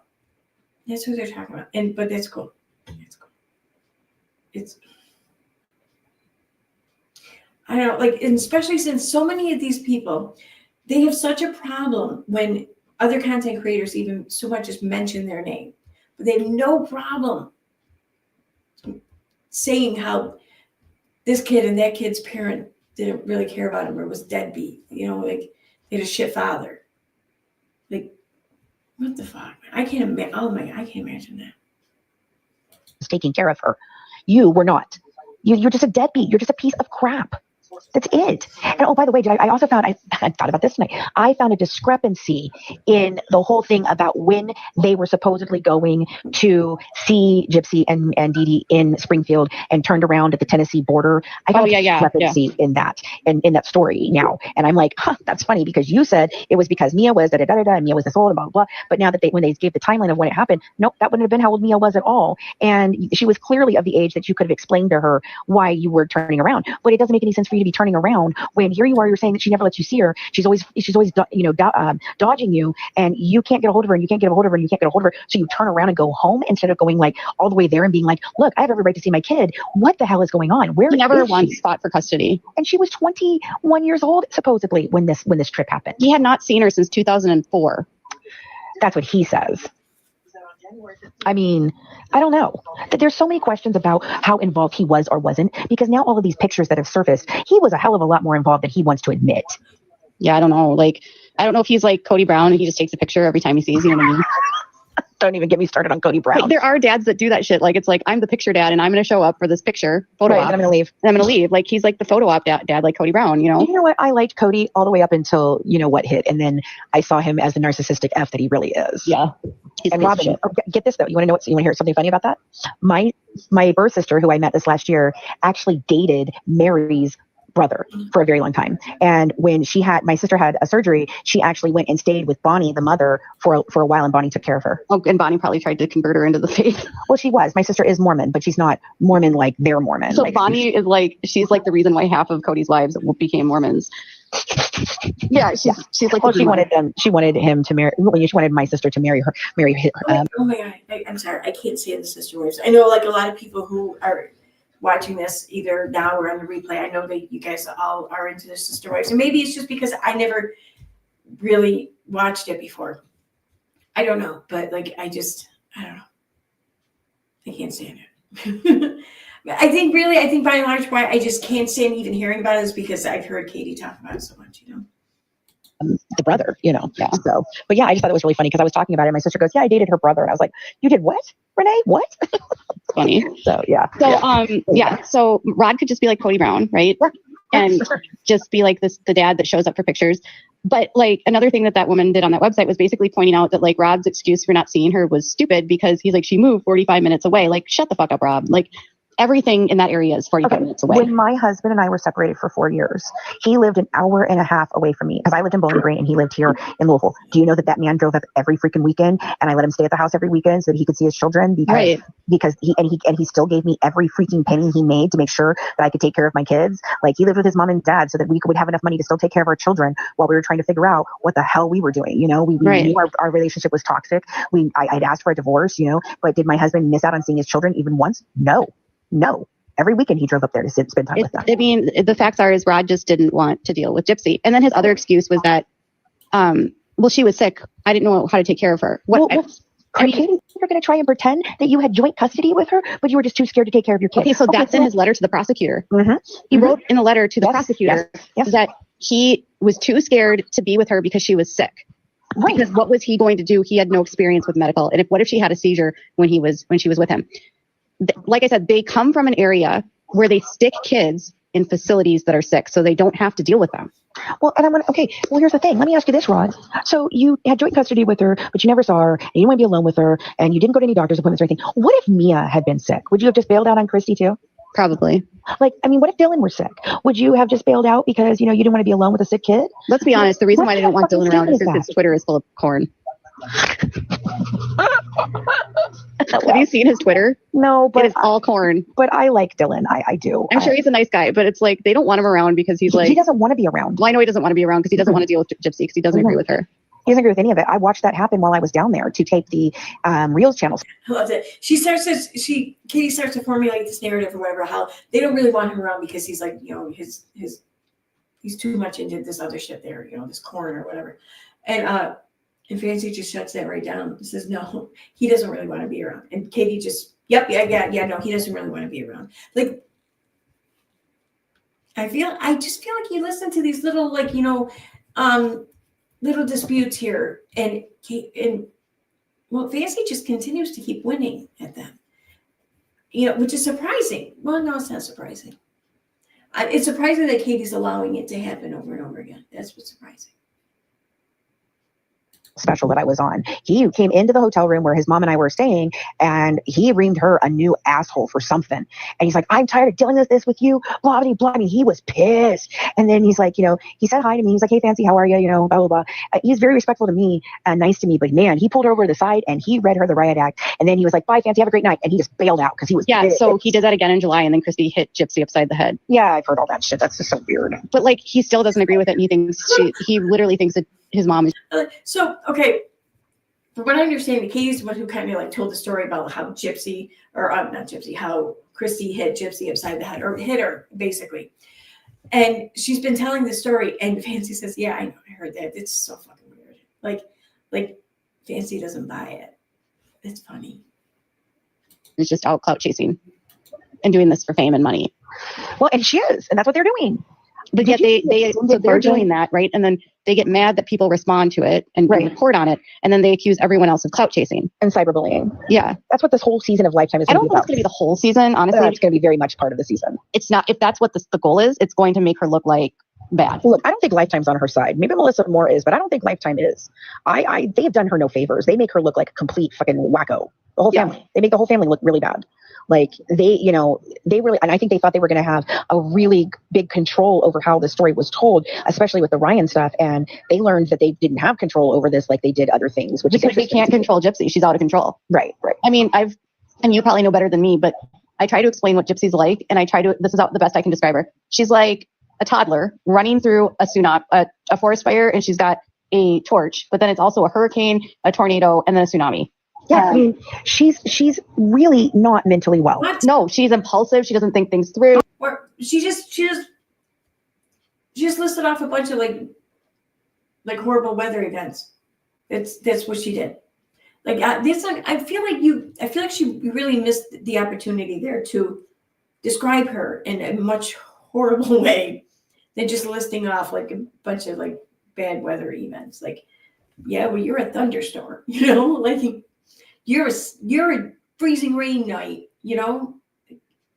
I feel like she could have done better. Yeah. She gets into fights with people all the time. She blows up for no reason. She blocks people. For Christ's sake, she threatened my life, Katie. I know she threatens people. She accuses people of abuse all the time. But what her idea of abuse is someone telling her no. Telling her no, the truth. Like literally, she claimed that I was being a nosy, abusive person because Christy told me that her parole was going to get revoked. Now I feel like they're having like a pissing match over like who was threatened the worst, the hardest, the mostest. And then I said, I hope you're taking care of this. And she said, I handle my stuff. And then she blocked me. And she, so she thinks it's abusive. Right. To hold her accountable. But then she asks me in May to hold her accountable. And then she did the same thing to me. And that's why I kept telling Christy, I go, you guys are not. She did the same thing to me. helping her. No. You're not helping her. You're not doing the things that she needs for her to come out and be a successful person. Look, she's going to come out in 8 years, right? She's going to come out. Whether anybody likes it or not, she's coming out. And if you guys don't do every single thing you can to give her the best shot at assimilating into society. Oh my God, Rogie is here and saying I'm lying about fuck him. You know what? Fuck you, Fuck you, Rogie. Rogie. Go threaten someone else with a pew pew, you fucking idiot. You know what he likes to do is he likes to come up and pretend that he's listening and that you're having a rational conversation, and then he likes to run over there to Bree and freak out and be and completely 100% bag on the person that he was just trying to have a logical conversation with. It's crazy. What was that, number 3?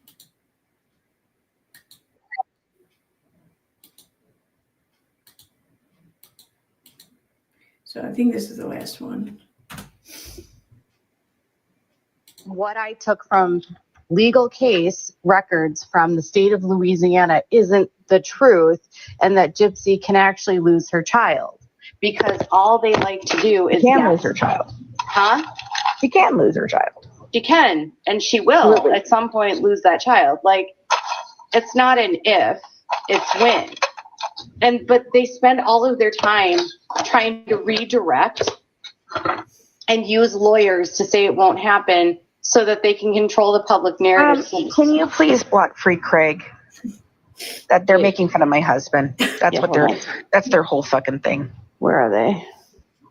Yeah. Did I play this one already? Yeah, I think I might have. No, I didn't. I didn't play this one yet. It's like I got it. Yeah. Thank you. They're so sad. These are the most pathetic individuals I've ever seen in my entire life.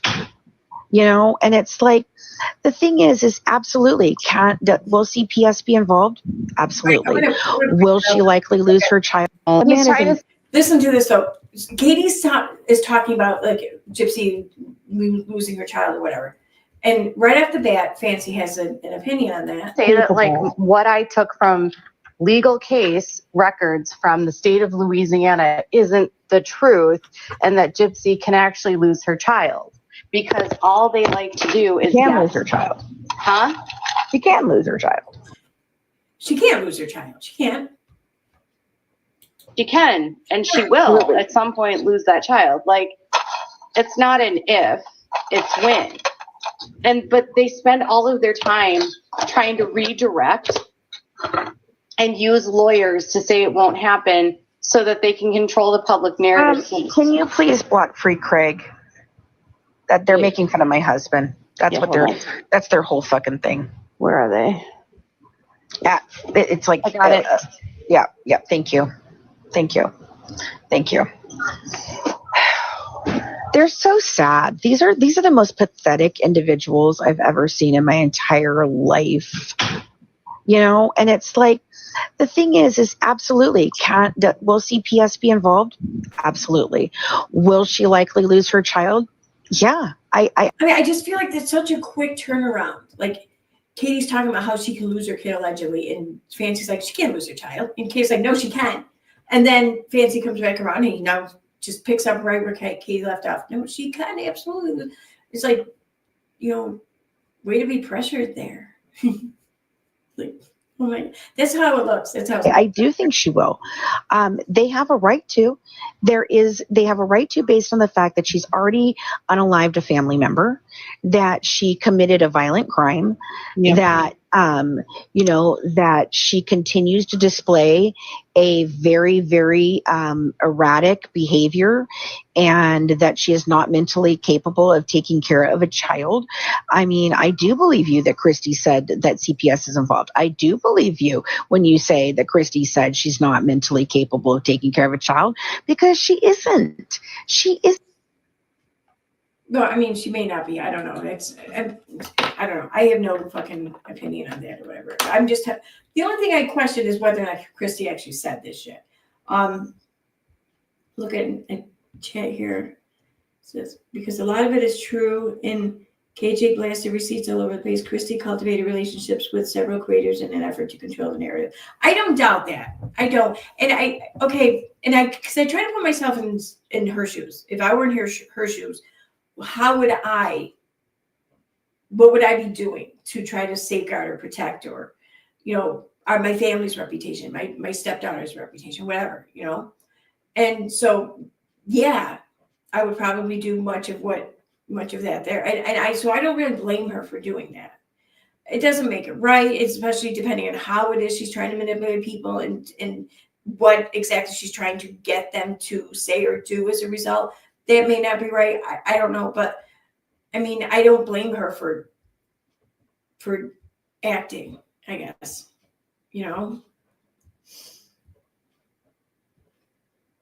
Right. Yeah. They were friends for 5 years before Christy dumped KJ to Fancy. And, and it's so interesting, too, to hear Katie remember how that started. Because for years, whenever this was brought up, Katie was proud of herself. So proud of herself, how she took the information that Fancy gave her and she reached out to Christy. And as a result, she learned that Christy was allegedly a fan of Without a Crystal Ball. But now to hear her tell the story. Now, Christy reached out to her. I mean, Katie was just sitting there minding her own fucking business, wanted nothing to do with this family. But then they came after her. And now look at where she's at. Like that's how she tells it now. And it's insane.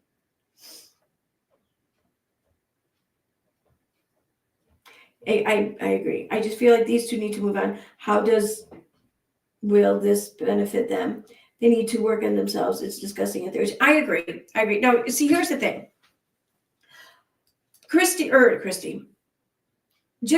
does put herself out there on social media in a very public way. Her life, she shares these things. So, I mean, she really has to expect that people are going to talk about these things, maybe even publicly, like on a platform or whatever.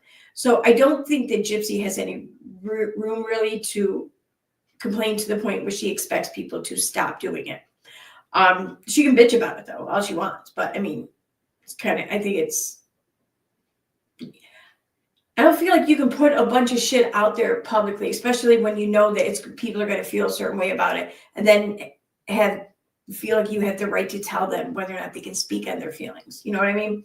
That's where I stand on that whole issue. But you are absolutely right. I think I completely agree with you that the way in which these two are going about it, and I've been guilty of it myself too at times. So I'm not holding myself to any different standard here.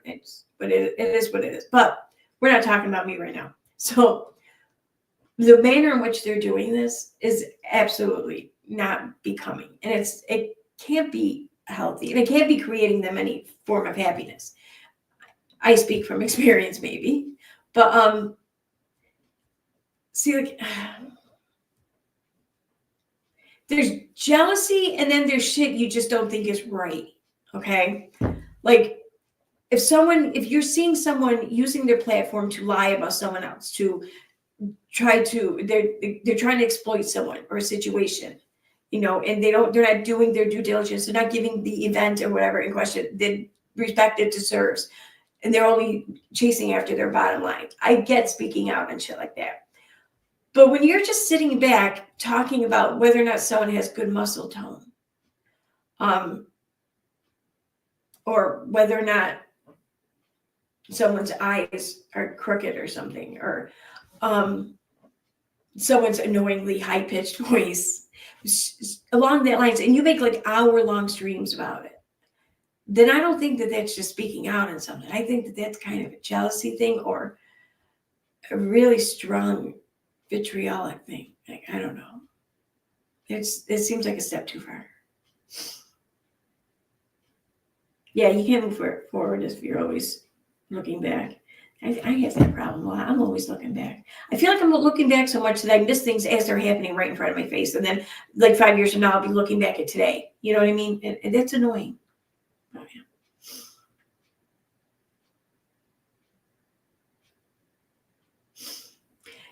That's a good point, Gypsy. If Gypsy was going to lose her baby in the system by now, her appeal, a social worker, and upon birth, possibly doing postnatal check insurance and not withhold the child from the family. Yeah, I think that they would just monitor, and I know that the way Katie was probably interpreting the law was a very extreme interpretation, probably loosely based in some truth.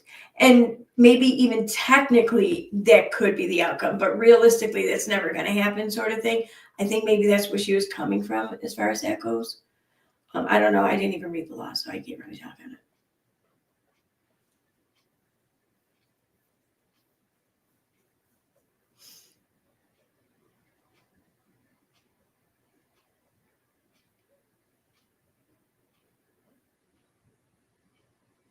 Yeah.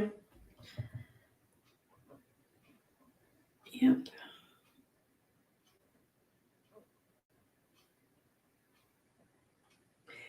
That's a very good point, Michelle. Why doesn't Christy speak up? I know that she recently went on someone's live stream and she did speak up a little. Or she answered or defended some things, but I don't know why she doesn't speak up on this, on all the shit Katie's saying. I don't know why someone, even if it's not a family member, it's a spokesperson, you know, I mean, aren't they paying a PR firm for some shit, you know? Like, I can't believe that they're just letting her accusations go untouched. And maybe there's a reason for it that I'm just not privy to, and it could be. Like, because let's face it, them giving any attention to it will only bring more attention to Katie and will help grow her shit. And I get that. But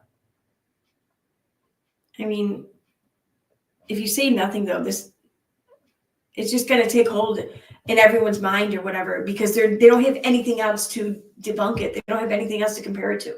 So they're just going to accept it. And there's no way that that's going to be a good outcome. You know, I really feel like someone should speak out on a lot of the shit Katie's saying.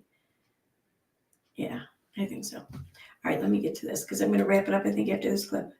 Well, maybe, no. Isn't. Even Rod admits she's like a 13-year-old. I mean, she's not capable, and Ken is no better. Like, the only hope that this child has is for it to actually be Ryan's and his mother get custody of her. Because I don't even trust Ryan to make good decisions for this baby. The best thing that could happen is that this baby, just like Diane Downs' baby and several other babies that were, you know, taken away from high-profile case people and put into a adoption situation, that would be the best. And if they really cared about this baby, that's what they would do. That's what they would do. What about her especially trying to get a house for Habitat Humanity? Never happened. Do you think one of them want the kid? Like, they never would have imagined that question would go through my mind before now, but now I'm wondering. You know? That's false. Okay, but I agree with you. No, it's not true. I can't find Free Craig. They tried to come up here, but then I tried to delete them, and I don't see them anymore. Okay, well, maybe they bailed out because they know that I freaking have them blocked.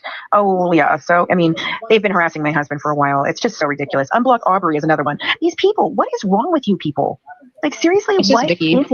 Okay, so basically what Rogi's trying to do is Rogi is just repeating the lies of the family. And you know, here's what you know when you're brainwashed by them is you say the same things over and over and over again. Hey, Rogi, since you're in there, could you answer me a question real quick? Was it? I already blocked him. Oh, I was gonna say, was it your wife who sent in, your wife's attorney that sent in the information to fraudulently have my TikTok taken down, or was it Mike Stanfield, or are they working together? I just really like to know. Asking for a friend. I'm pretty sure that Rogi has a conviction for domestic violence. He does. That's what I thought. Doesn't he beat his wife? She goes through, or was it so and so? Was it so? Asking for a friend. Like, why would you say that? I guess she's trying to sound snarky or whatever, trying to wrap it all up in a big like "fuck you" kind of bow. But that just makes you sound like an idiot because it's your channel. Why would you be asking for a friend? You know, like it has to make sense too. I think. Supposedly. Yeah, I mean, I just don't think that Ken's any better equipped to make the right decisions for this child. In my opinion, the best thing that anyone could do for this baby is put it up for adoption. Mm-hmm. That's it. And then on top of this, you have to consider the fact that there is at minimum a 50-50 chance of this baby having the chromosome disorder. Yep. There's a lot higher chance of her having some of the other effects of the chromosome disorder. You know, and then looking at looking at Ken's sister, who looks almost identical to Gypsy, I am so concerned that he may have it in his background somewhere too, or something similar, because that girl looks exactly like Gypsy, exactly like her. Something does not he looks just like Rod. So Gypsy, like Ryan looked just like Dee Dee. Right. And he looks like Rod. She's literally just marrying her parents. It's really gross. It's really weird. It's bizarre. It's very bizarre.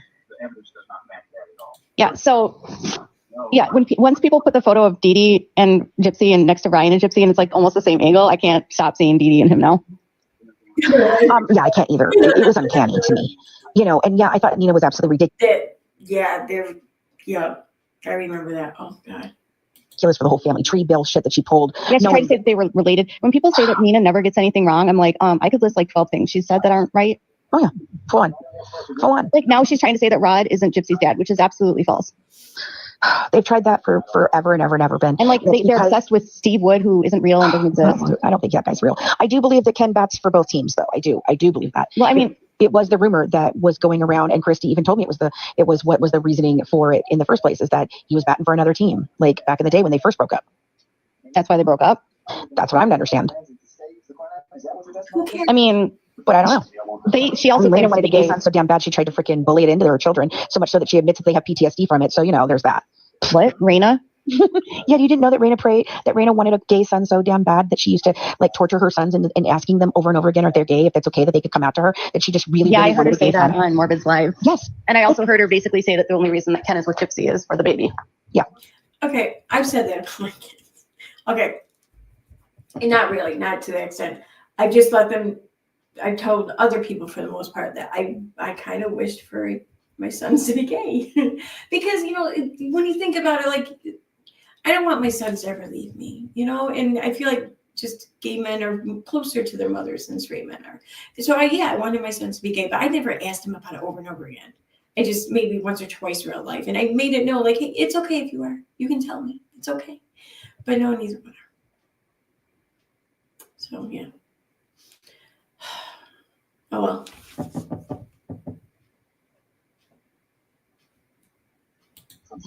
I think he was on his way out the door. I think he came down to get some freaky strange and got trapped. I listened to her talk on Nick Vial's podcast, which I don't know why she's on that podcast so much. That guy's a dipshit. He has a horrible reputation. Well, that's why. But she is like basically saying, like, we didn't have any conversations before we got pregnant. And I'm like, Gypsy, you tried to get pregnant with him, and now you're trying to go back and say we didn't have any conversations. And she said, like, we didn't talk about what our parenting goals are. What the fuck is a parenting goal? She tries to sound so smart, and she's just not. No, and she is, and she isn't. It's so weird. Is like, what the fuck is a parenting goal? Well, that explains a lot, actually. I gotta be honest. For her to say she never got an education is so absolutely ridiculous, because someone who did an education doesn't go up on Dr. Phil and not only say the word microcephaly, but give a clinical explanation of what microcephaly is. Dee Dee was teaching that kid from the very beginning. I can't remember the word, and I should remember the term, because God knows I've heard it fucking not enough. But I have a friend who had this health issue.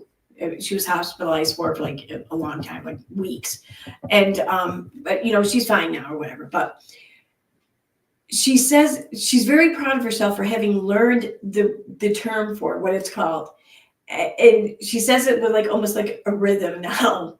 And she's like so proud of herself every time she says it. So something emboli, I don't know.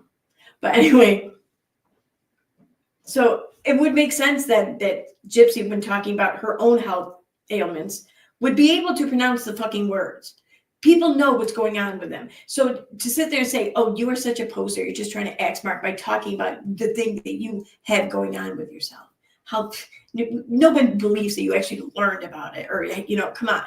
You just heard someone else say it. Now you're repeating it. Like, what? Oh my God. Whatever. And there is on her records, and you'll find them eventually. I don't know if you've gotten to them yet, but there is a tutor listed coming to the house. And I know another family that was tutored by that same tutor, and she would talk about Gypsy being one of her other freaking clients, and they would do things with them as a member of this like little homeschool group of kids that did stuff. So to say that Gypsy was never socialized is some bullshit. She was. It was in all kinds of groups. It was all kinds of groups. She had a huge. I didn't have a normal childhood. I just went to Disney 3 times. I swam with the dolphins. I was brownies. I was in cheerleading. But I was never socialized. Okay. Never went to the beach, but my aunt Dorla actually pushed me on the beach. Like, oh my God, just the lies are just so. What they lie about just doesn't even make sense to me. I'm like, why are you lying about that? Especially knowing that there is actual fucking proof out there in pictures. Like, I never had candles on my cake. Okay, well, here's 19 pictures of you having candles on your cake and numbered If candles. that's the only time that you know how you turn another year older, What's wrong with you? Right? Oh, I never got to go out I've never been on a beach. Okay, well, here's 5 pictures of you on a beach, and don't you remember you fucking swam with dolphins? Oh, well, I've never been open like when she was pretending to swim for the first time with Christy. What? Like when she was pretending to swim for the first time with Christy. Yeah, it was hilarious. Meanwhile, I've got this picture of her in a freaking inner tube, like, where she's like, "Oh, this is the first time I've been on a swing since I was 4 years old." Okay, well, here's 7 more pictures of you on swings when you were not 4 years old. That was the most ridiculous video I've ever seen her make. The freaking swing video. Did you see it? Yes. Oh, well, the other one was when she made Ken spaghetti, and she put out a whole. She opened the she opened a cookbook and said she was going to make that, and then she proceeded to literally just use frozen Prego and frozen meatballs. Right. This shit. And then it looked so gross. And then Ken's like, it's great. And then she, in the middle of cooking, goes and has a meltdown. In her back. Yeah. I'm like, what is going on? And then she's saying to Ken, like, she's like, poor Ken, I've been having these major breakouts, of just panic and screaming and yelling and being a horrible person because the hormones from my pregnancy. No, honey, that's just you. She knew she could walk, Chloe. She knew she could walk the whole time. Like, of course she knew she could walk. Who doesn't know that they can walk? Even if they're faking it, I don't give a shit. Or if they're being made to fake it. You know if you can move your fucking legs and stand on them. You know that. Even if you're the only one who does. You would be the only one who knows. I mean, of course she knew. Of course she fucking knew. Of course she knew. I mean, who didn't think that she knew? And she did. And she did. But what the commitment to it is when she's in the hospital and she's faking it and she's using a diaper in the wheel she wasn't using a diaper at home. But when they went out and did stuff, she wore a diaper. Right. And voided in a diaper. Like, that's a commitment. That's some commitment. I had a friend, we had this guy that when we first moved up to Bowling Green and everything, we had a trailer that we got we got it brand new. It was a brand new trailer, but it was in a trailer park, And this guy's wife would play video games all day long, and she didn't want to have to get up to go to the bathroom, so she would wear a diaper so that she did not have to go to the bathroom and could continue playing her video games. Like, gross. I mean, but if you're in a hospital with mandated reporters, what's your incentive to fake not being able to move? That would actually be the perfect time. Okay, and then I'm going to end this here, but I am going to end it with a question. Who here, think about it, just think it over. I'm not going to do a poll. You don't have to answer right now, but think about it. We can talk about it next time. Who here thinks that Fancy purposely shared that story with Katie at this time? Not just because she was reminded of her friend or whatever, her friend's wife or some shit, but because she was there with Katie at that time. Now, okay, I don't think I believe this anyways, but it's been long said that Katie allegedly is rumored to wear one herself while searching online, so she doesn't have to get up and go to the bathroom. Now, I haven't seen or heard anything to suggest that that's true. That's why I'm inclined to think it's a rumor, but I can't prove that. So, how do you prove a negative anyways? You can. But this has been something that has been talked about widely enough and often enough and for long enough to where I have to say that I really think that Fancy's got to know about it. And then I think Fancy purposely told that story right there. In my opinion, I don't know. Like, Katie just kept pushing back on a lot of things that she said, and Fancy too, and you can tell that Katie still holds like a lot of shit for her as a result because, then I don't know. I just think Fancy might have said that on purpose. My opinion. All right, I'm going to check and then I'm going to sign off because I am yawning like crazy and I'm so tired now. I'm so tired. That's what I heard. I don't know. And yes, I agree, Erin. That makes sense. Right? To which case I have to say, I think that this round, this whole live stream here, let's consider this to be like a fight and that all the rounds are all together here in all the clips. And I have to say that I think Fancy takes this one. I think she wins this one. Yeah. I mean, there's always next time, And I'm sure that there will be a next time. But I don't know. I don't think that there's going to be very many more next times because, you know, eventually Katie Joy's going to lose her shit and just burn this bridge too, you know? And I'm so here for that. I am so here for that. But anyway. All right. On that note, I'm going to wrap this up. I'm exhausted. So I will not be streaming tomorrow night. I'm working tomorrow night. Probably not again until Saturday night. So I meant to stream earlier tonight too, but I had so much shit to do. Yeah, they both win the for being, yeah. But I think as far as like snide, passive aggressive, like underhanded little remarks, I think this one's got to go to Pansy. You know, that's my opinion. Oh. All right, guys, thank you for being here, and thank you so much, Flying Mom Laura, for all the memberships. Thank you. Have a good night, guys. Bye. Wait, where's my thing? Where's my outro? Oh, there it is. Bye.